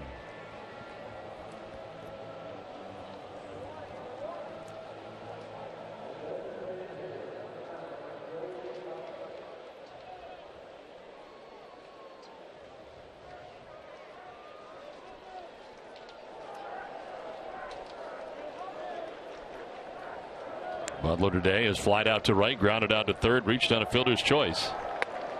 And a swing and a miss.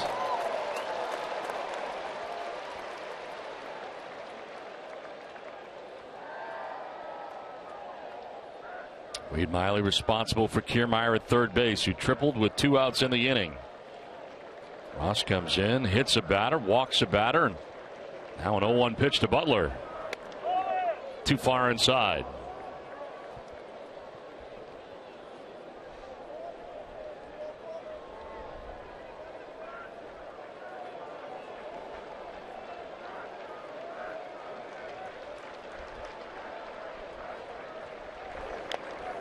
Foul tip, 1-2.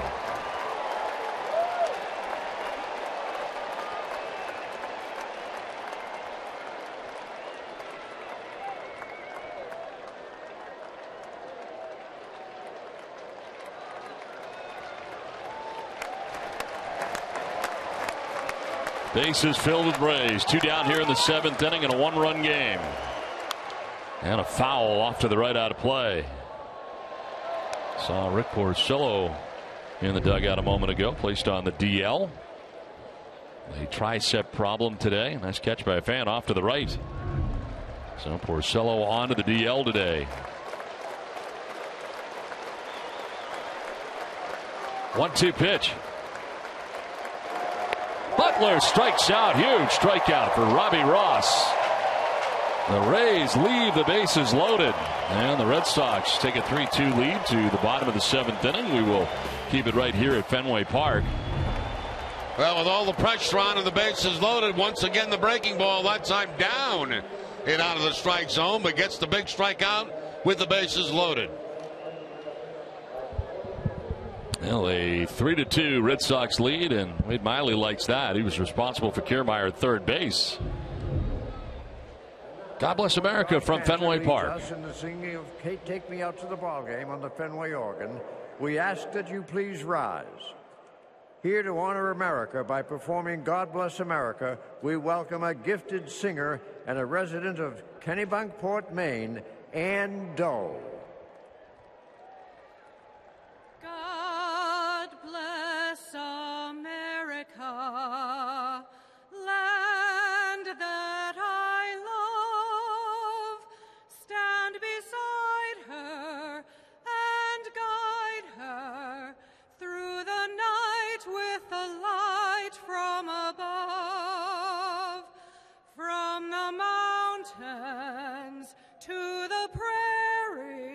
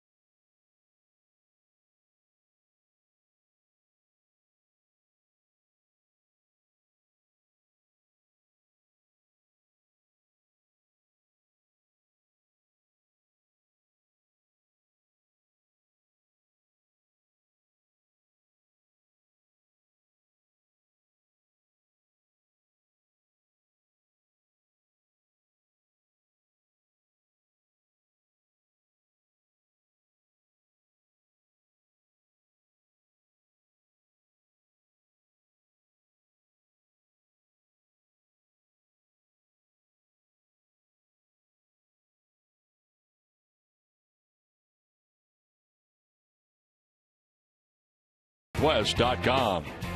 And by Sullivan Tire and Auto Service. Thank you, New England, for 60 great years. Back in Boston, good look at the Prue as the Red Sox and Rays play into the bottom of the 7th inning. Today's game summary is brought to you by Xfinity. Jake Odorizzi, 6 innings, 7 hits, 3 runs on the hook right now. Wade Miley leaving with a chance to get a win, 6 2/3.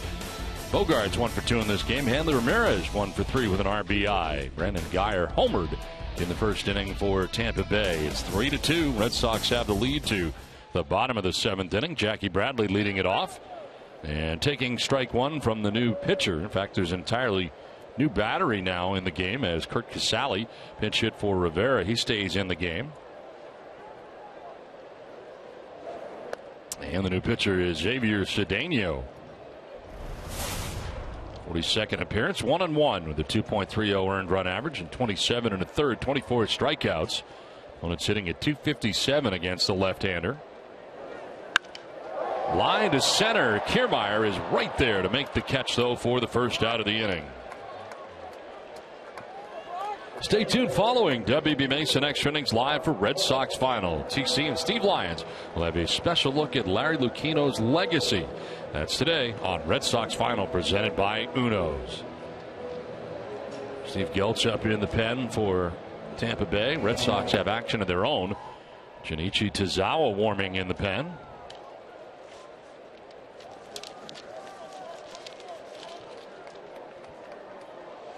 Brock Holt 0 for 3. All that against Jake Odorizzi.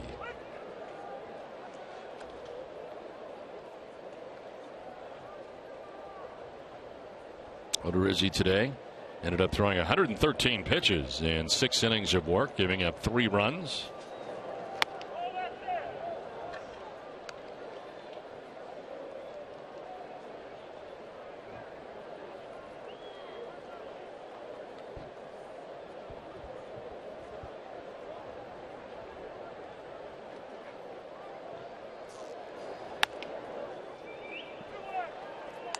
Ball and a strike now to Brock Holt.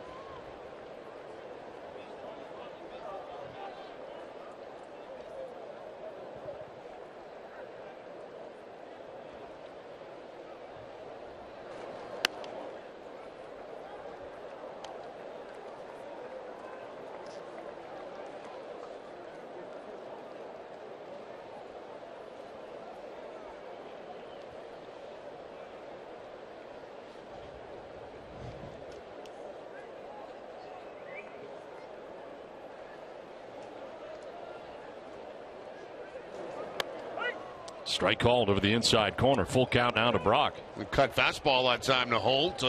Started inside, cuts it back on the corner, and that kind of freezes Brock Holt on the 3-1 count.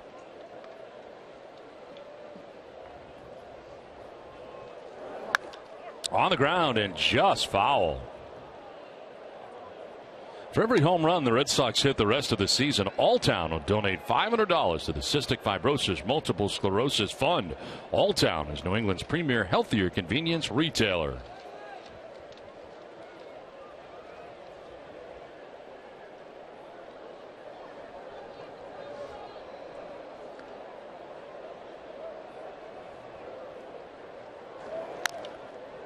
Another foul ball into the Red Sox dugout.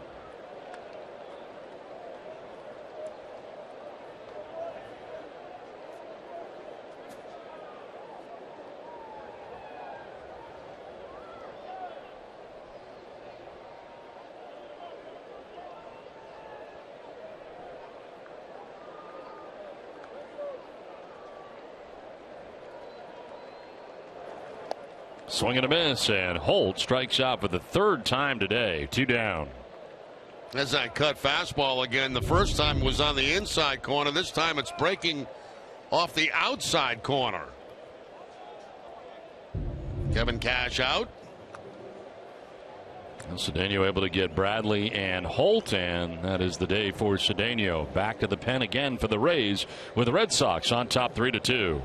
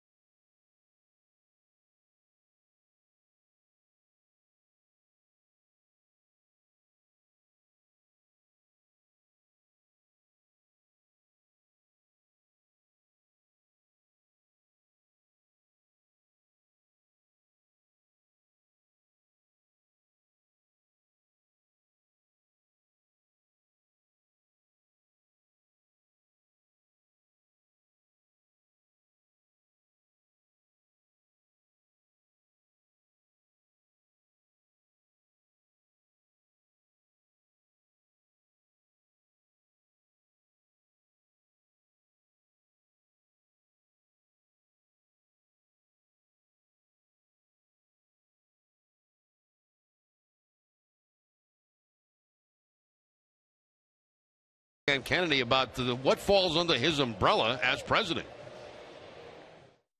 At the end of the day, the president is charged with running the day-to-day of the organization. And what does that mean? That means leading the organization day in and day out, being the point person for ownership on the scene. That's what Larry has done so well, 24/7. He has a work ethic like no one I've ever seen. And John and Tom entrust the day-to-day to Larry, so that will be my role moving forward. A pretty good guy to do it, and looking forward to his tenure now as the president of the Boston Red Sox. Sam Kennedy talking about what his responsibilities will be. 3-2 Red Sox have the lead over the Rays. 2 outs here in the 7th inning, and Steve Geltz, the 3rd pitcher of the day for Tampa Bay. 50th appearance, 1-4, the 3.44 earned run average. Opponent's hitting at just 164 against him as he worked in the ball game yesterday. Walked 2 batters. Both ended up scoring on a single by Rusney Castillo.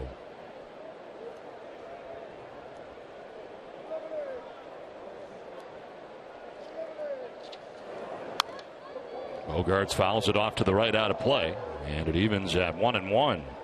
Saw Michael Malley there here at the ballpark today.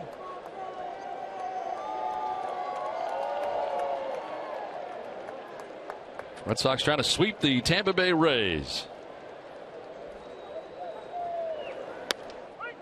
Strike called, 1-2.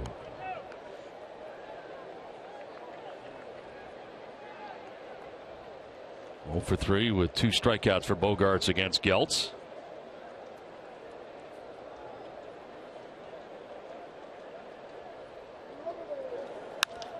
To right field, Brandon Guyer in the Sunfield battling it, but he makes the catch to end the inning. That was not easy. 3-2 Red Sox at the end of 7.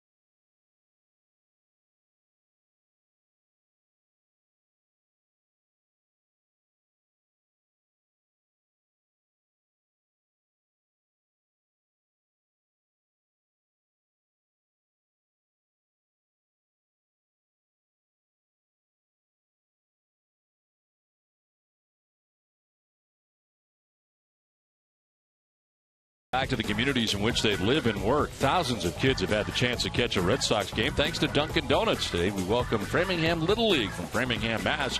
to historic Fenway Park. Dunkin' Donuts, committed to the community. 3-2, Red Sox have the lead over the Tampa Bay Rays. And a new pitcher for the Red Sox as Shinichi Tozawa comes into the game. 3rd arm used today by John Farrell. 47th appearance, 2-3 with a 2.60 ERA. 46 strikeouts to 7 walks. Opponents sitting at 238 against Tozawa. And Sox with a 1-run lead as Tozawa in his normal spot here in the 8th inning. Evan Longoria leading it off here in the 8th. Again today, participating in his 1,000th career Major League game. And taking a curveball for strike one. 3 for 14 against Ozawa.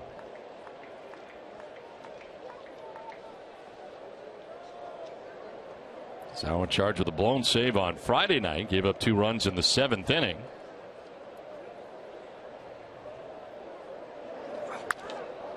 High drive to left for Longoria. Down the line in left, and a fair ball high off the wall. Ramirez throws to second base, and Longoria in with a double to begin things here in the top of the 8th.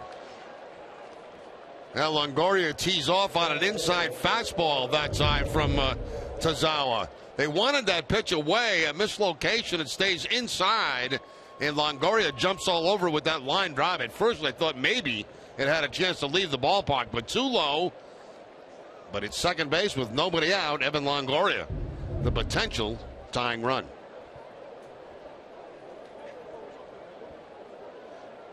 There is Logan Forsythe, 0 for 3 today. He is flied out to center, grounded out to third base twice.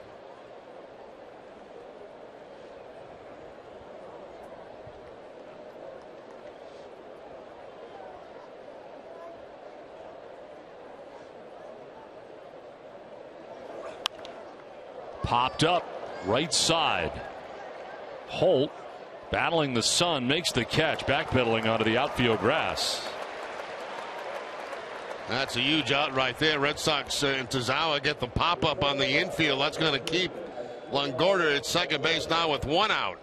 And Brock Holt has to fight the sun. You can see him put his hand up to try to block the sun, along with the sunglasses and the glove and everything else. Tough time of day. No, 1 down. Longoria at second base, and as Asdrubal Cabrera coming up.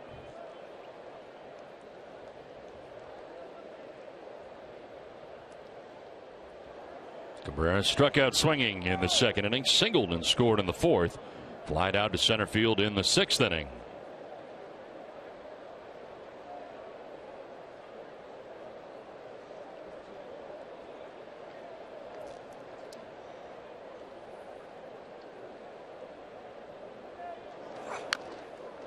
Fouled at the plate.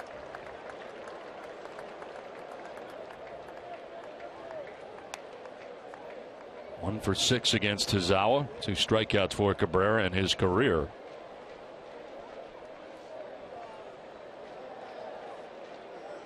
Since the start of 2013, Ozawa has now made 189 relief appearances, 4th most in the American League.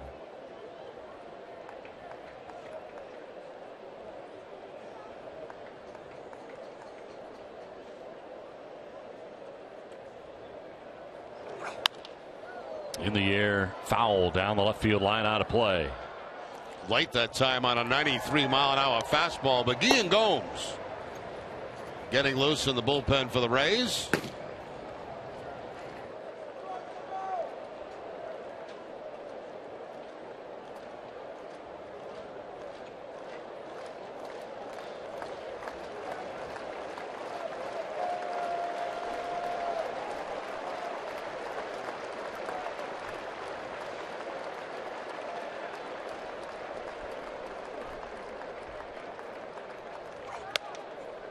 High for ball 1, 1-2. Double for Evan Longoria to start this top of the 8th inning.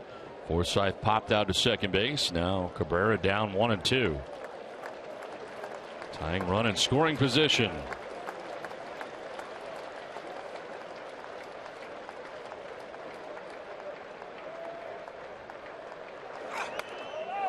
Away, and it's 2-2. 95 from Ozawa, but off the mark.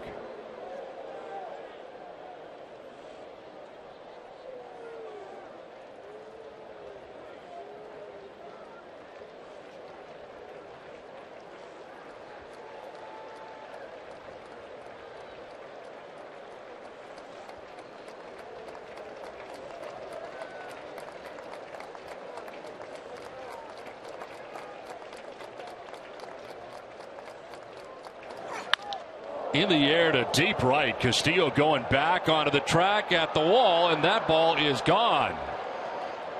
A 2-run home run to right field. Actually, nope, on a double. I beg your pardon. That one hopped up over that short wall and right. And scoring on the play is Longoria to tie the game, so not gone to right field. Well, here's a ball that's really hooked, as you can see right there, by Asdrubal Cabrera. That ball is away from him, and he rolls those wrists over and hooks it hard up over the head of Rusney Castillo. One hop into the stands. So a ground rule double has tied this game. Blown save for Tazawa as it works out. And Miley no longer part of this contest.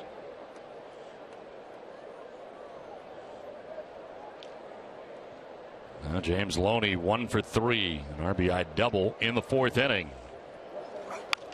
He'll slice it foul back into the seats off to the left. There's a ball I didn't expect. The one that Cabrera hit, for him to pull that way. That ball is away from him, and he's able to hook the ball and hook it hard over the head of Castillo.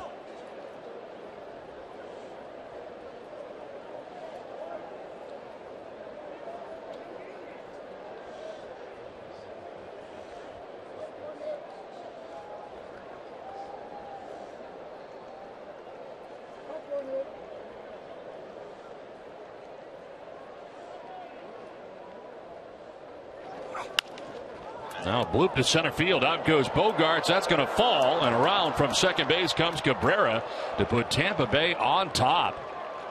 So the Rays now pull ahead with 2 runs here in the 8th inning off Tazawa. And there's a good base running play by Asdrubal Cabrera, because he's got to look and see where those outfielders are playing, know how deep they are in case of a bloop like that. And he didn't hesitate at all. Right on contact, he reads that ball's going to drop in. He took a gamble there. And the gamble's going to pay off. By good base running, they get the lead by Asdrubal Cabrera.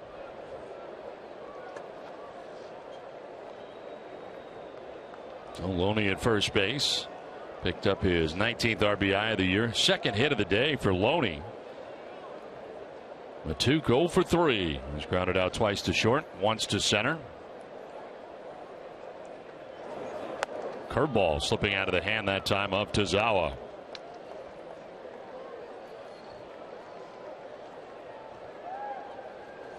Rays had not scored since the 4th inning, but they put together 2 here in the 8th against Tazawa.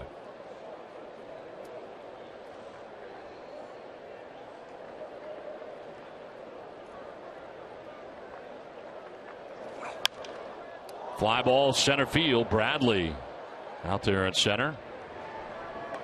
Makes the catch for the 2nd out. No advance for Loney at first base. 2 down.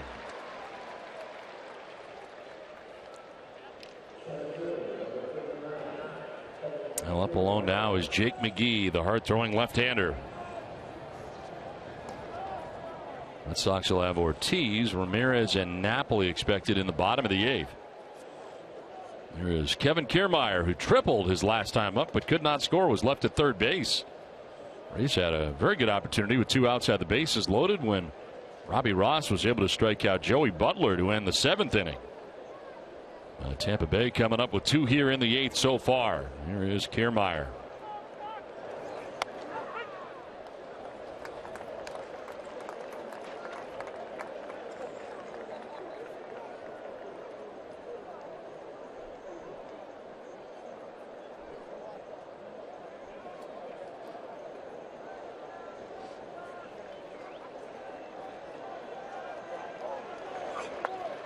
Check swing. Did he go? Yes, he did, says Sam Holbrook, third base umpire. Split-fingered fastball that time for the Tazawa. Kiermaier cannot check the swing. Ooh, or did he? Very close. There's a splitter down, and in my opinion, I don't think he did go.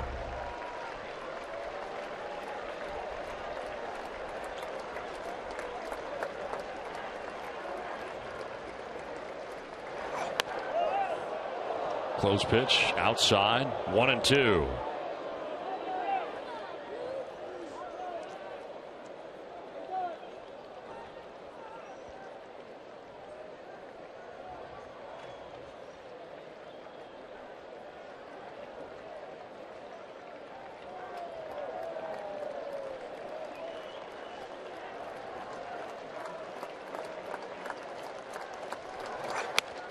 swing and a miss. Kiermaier strikes out with the damage done. The Rays scored 2, take a 4-3 lead.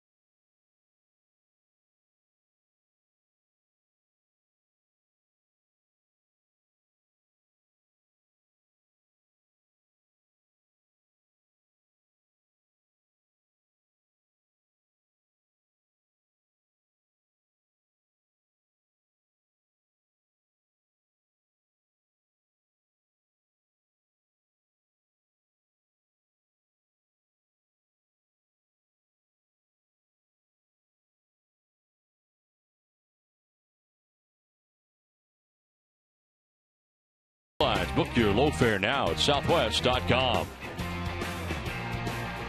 Beautiful day today in Boston, back at Fenway Park, where Tampa Bay has a 4-3 lead now over the Red Sox, getting 2 runs in the top half of this, the 8th inning.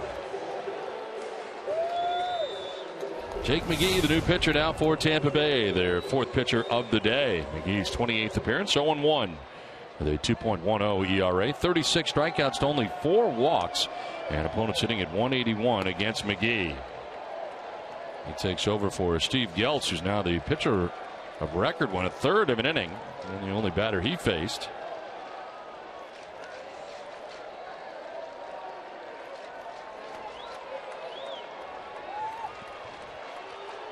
David Ortiz leading it off and taking ball 1. Well, David Ortiz had a great at bat a couple of nights ago against McGee. Eventually drew a walk, and of course then Napoli hit a home run. Yeah, that was an 11-pitch plate appearance on Friday.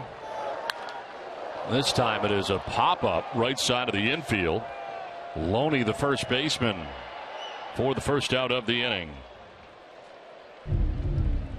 Did you miss today's all-new episode of NESN Clubhouse? Catch the encore presentation this evening after Red Sox post-game coverage. NESN Clubhouse is presented by Delta Dental of Massachusetts. I was busy there. I didn't get a chance to see the show, but did you happen to see if there was an optical illusion of knuckleball? I was also busy today before the game. I did not see it. You can catch it again tonight, the encore presentation. What time? After our Red Sox coverage. You'll have a chance to get home. One down here in the 8th, and it brings up Hanley Ramirez.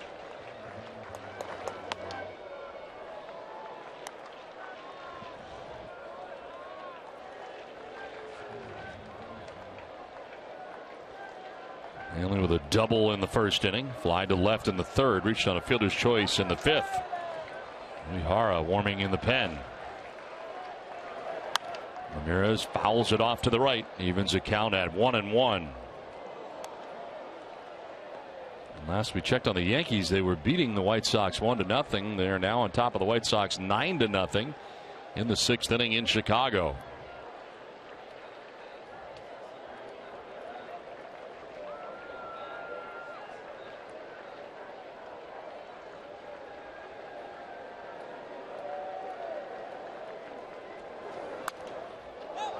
Popped up, foul ground. Back comes Casale, but he won't have a play.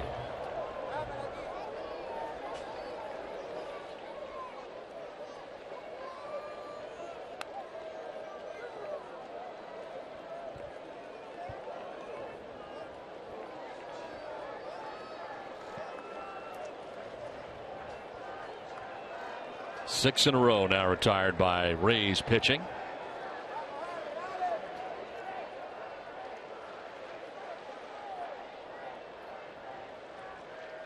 He gave up that 2-run home run to Napoli on Friday.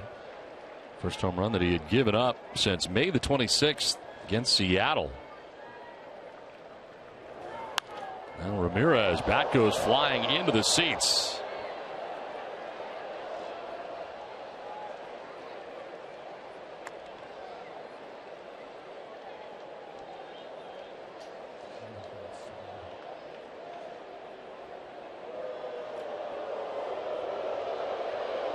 There'll be an exchange of bats here, I would think. If he wants his gamer, he'll get it back, and of course he'll give him another bat.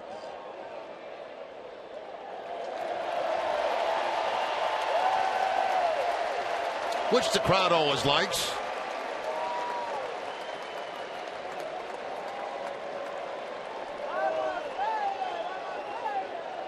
Security making sure everybody's okay.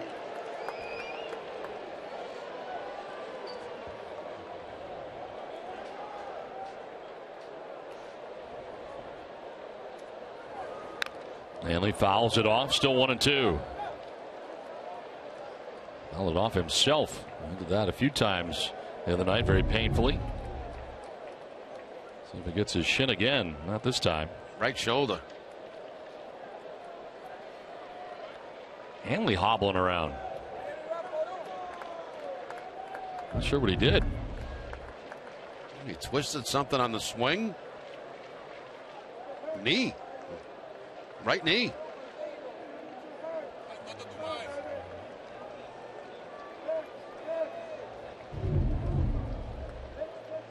Take a look at the Ramirez swing, and looks like he just spun around to me, but obviously something happening.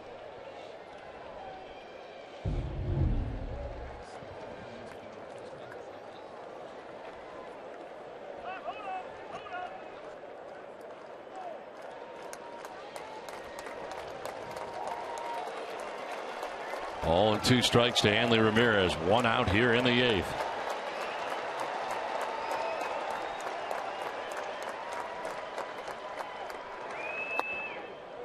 Down low, 2-2. There's now Napoli on deck. Red Sox batting here in the bottom of the 8th, trailing by a run now.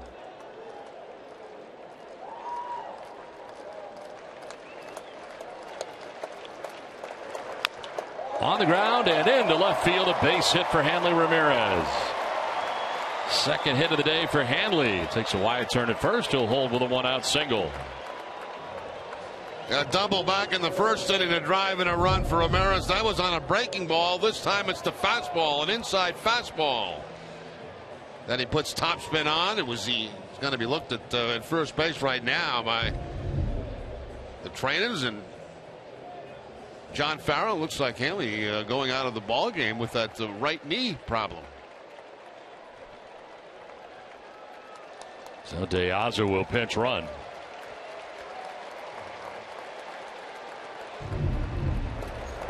See Hanley running down the first base line after contact, the obvious limp, and out of the game he goes. De Aza in.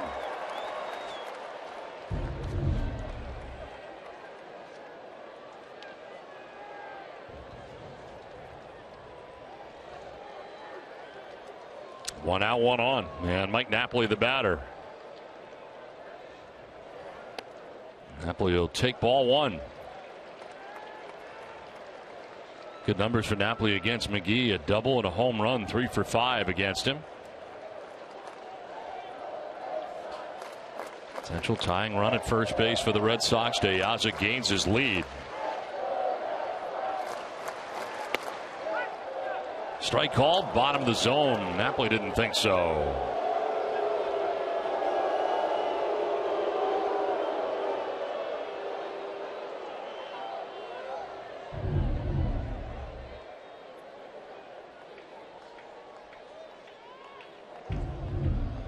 Actually, the ball looked like a strike on the Amica pitch zone. The way it was caught, though, looked very low.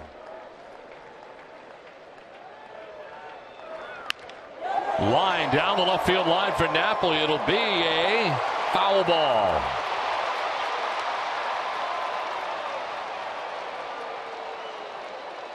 It's tough because that goes out of our vision up here in the booth, and I thought it was going to stay fair. I didn't think it had enough hook on it to go into foul territory, but it does.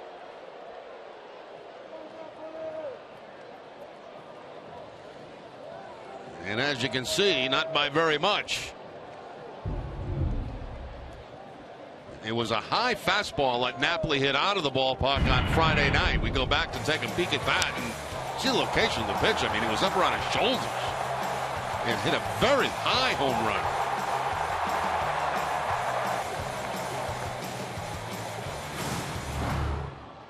One ball, two strikes, one out here in the 8th inning. De Aza pinch running at first base.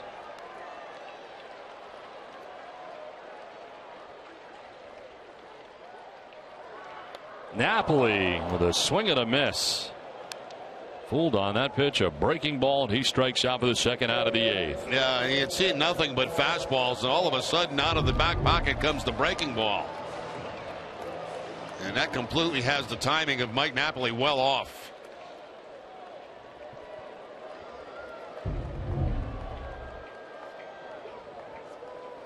Two down here in the 8th. De Aza at first base, and Travis Shaw the batter.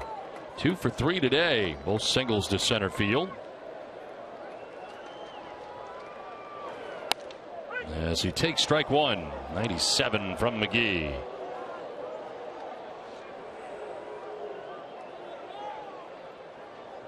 Rusney Castillo waiting on deck. Red Sox batting here in the home half of the 8th, trailing by a run.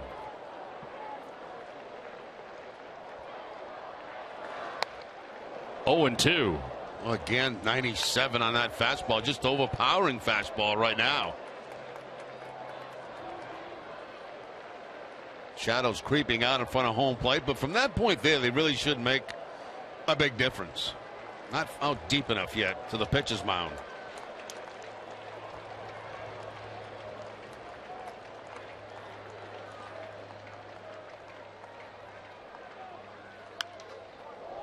Another fastball. This one is fouled back. So 3 straight here from McGee to Shaw.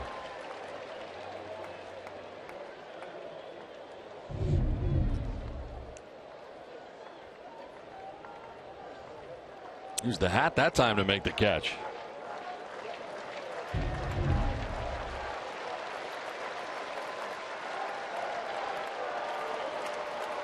De Aza at first, 2 down in the 8th.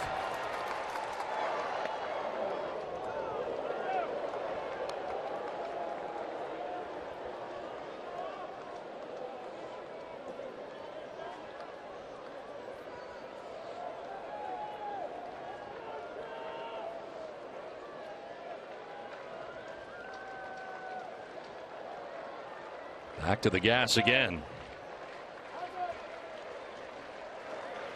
And a swing and a miss. Struck him out at 98. Little extra on that one. We head to the 9th, 4-3 Tampa Bay.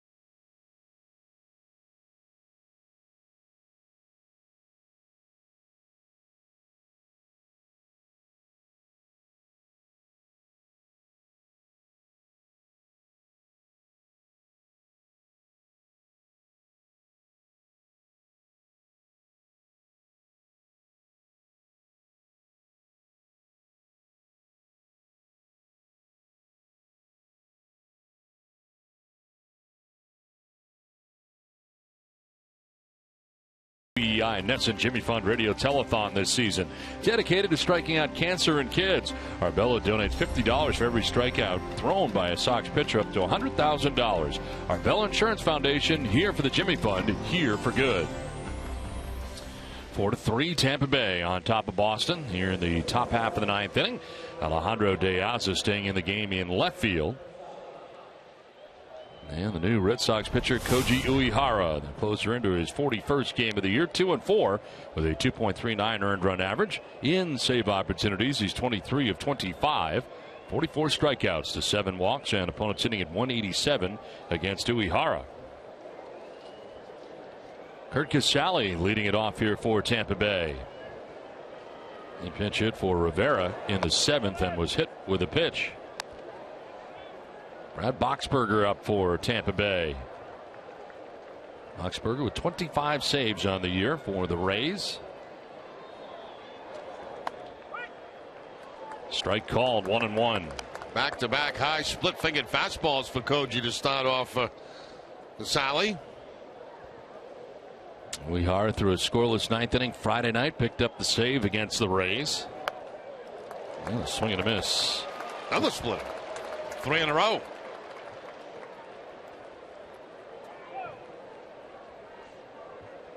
Uehara walked a batter on Friday. Broke up a string of 20 straight games that he had not walked a batter. Splitter again. Strike 3 call. Casale heads to the dugout. 1 down here in the 9th. That's not fun when you're up there as a hitter and you don't get one fastball to give it to try. All split-fingered fastballs from Uehara. Last one on the outside part of the plate for the strike. 1 down in the 9th inning. Top of the order now, Brandon Guyer. Bunt bid is popped up and Uehara takes charge. 2 down.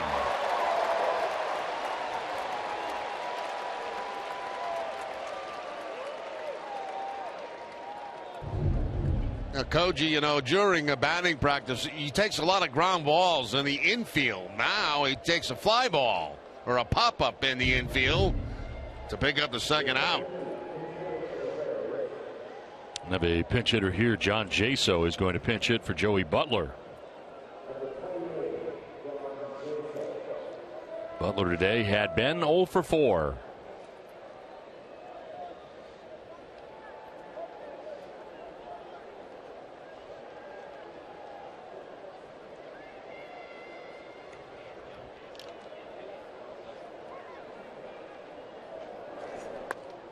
Here is strike 1. Red Sox in the shift on the right side against Jaso. They bring the third baseman Shaw to the right side. Leave Bogarts on the left side.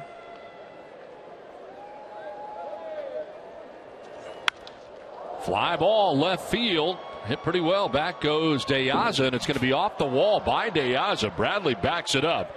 But Jaso into second base with a pinch hit, 2-out double. It's not a good series. Hasn't played very much, but been very productive for the Tampa Bay Rays in this series against the Red Sox. Fastball that time that he goes to the opposite field on and plants it off that left field wall. Jackie Bradley doing a good job backing up the left fielder on that play, and the ball off the wall, but late at second base with the throw. Jaso in scoring position. He's now 5 for 6 in the series. Yeah, wow. He's at second base with 2 down. Evan Longoria now the batter. A double his last time up and scored the game tying run.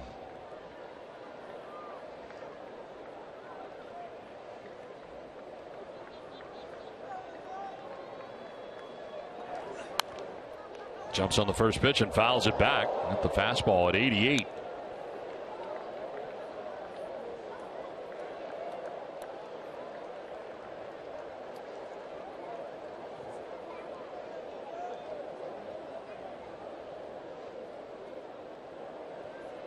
Two for 22 against Uehara. 12 strikeouts and 22 at bats.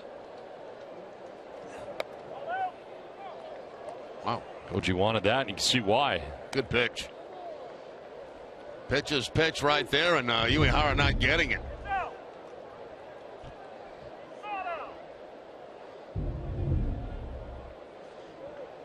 And Farrell going back and forth with Greg Gibson.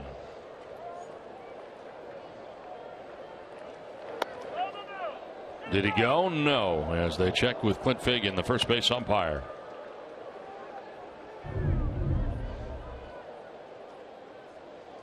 Not even close that time to a swing, but anytime they start, you might as well check.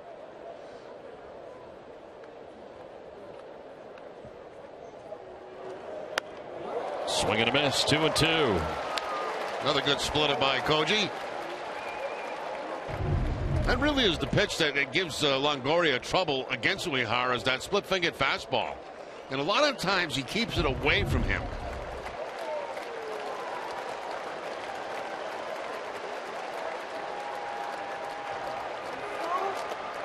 Like that. At that time, Longoria not biting for it.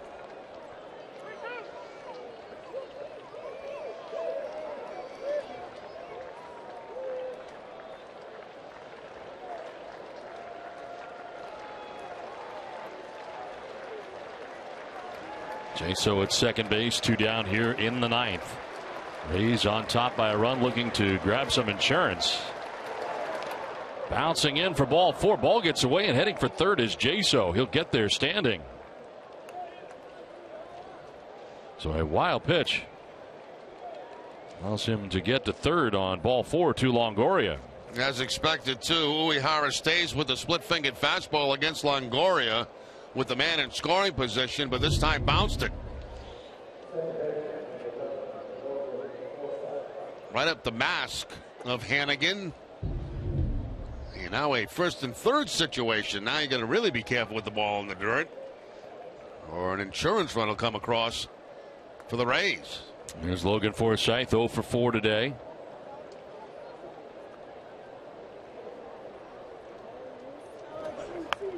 And he'll take strike 1.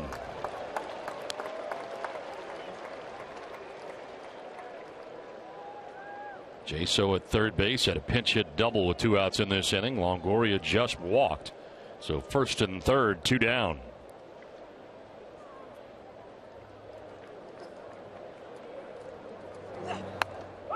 Strike 2.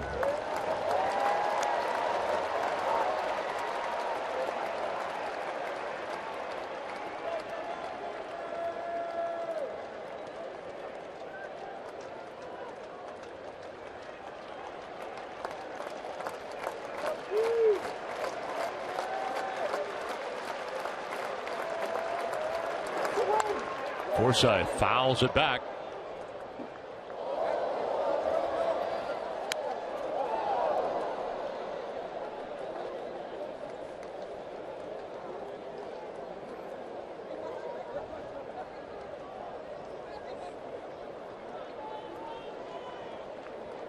Jaso at third, Longoria across the diamond at first, 2 down in the 9th.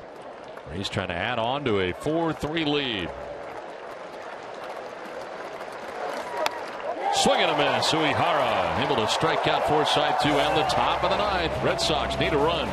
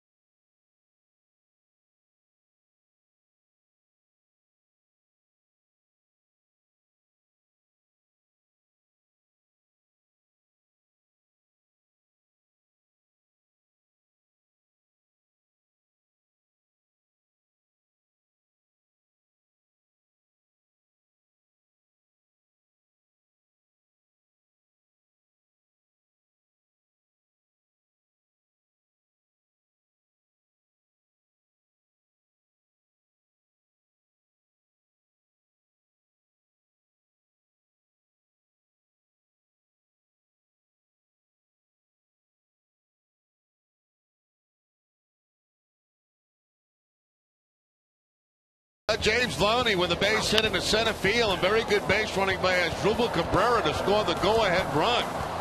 And as it stands right now, that is the Toyota play of the game. 4-3, Tampa Bay on top as we head to the bottom of the ninth inning. The closer for Tampa Bay in Brad Boxberger, 46th appearance, 4-6, 3.02 earned run average, 25 out of 27 save opportunities, 52 strikeouts, 21 walks, and opponent sitting at 217 against Boxberger.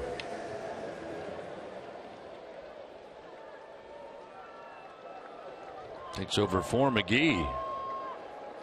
An inning and a third, gave up a hit, had 2 strikeouts.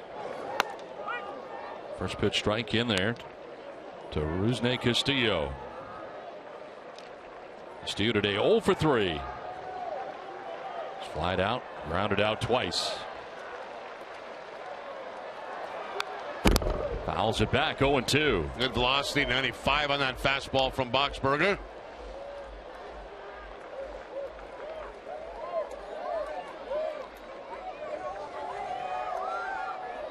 Last pitched on Wednesday against Detroit.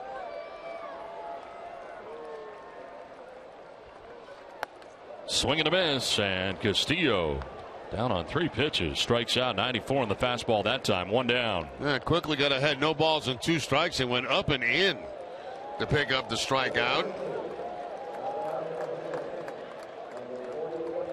Well, a pinch hitter here, and Pablo Sandoval for Ryan Hannigan. Sandoval, of course, was hit on the forearm. Not played the last couple of days since, but available to pinch hit here for the Red Sox with 1 out in the ninth.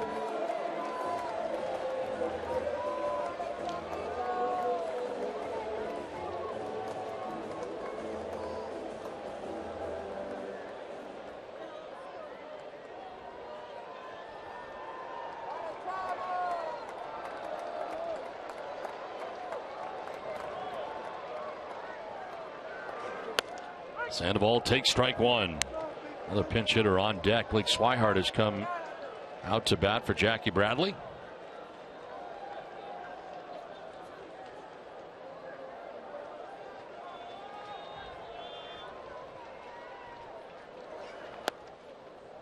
A little bit low, 1-1.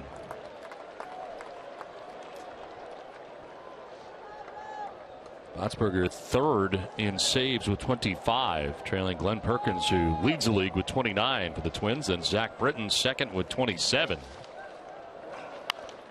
Fouled off to the left out of play, and Sandoval is down 1-2.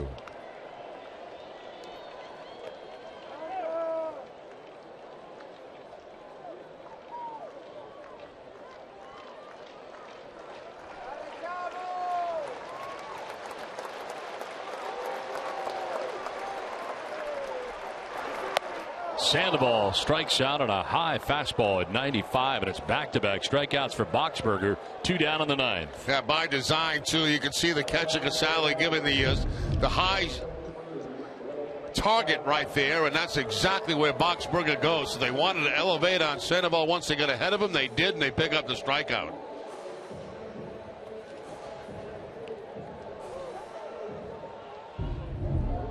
Two down. Swihart coming up.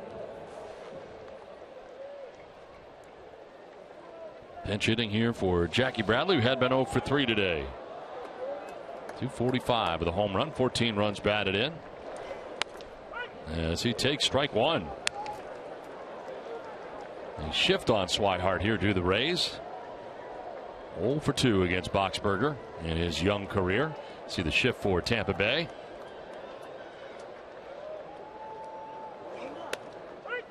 Strike 2. Swihart was looking to get out of the way and ends up picking up the corner. And so far it's been nothing but fastballs from Boxberger, and this time to the inside corner, from away to the inside corner.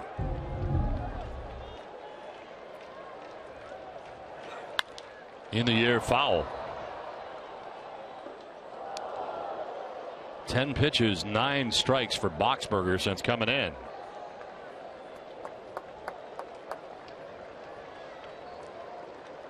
Brock Holt hoping to get a chance here. Waits on deck with 2 down. Ball one.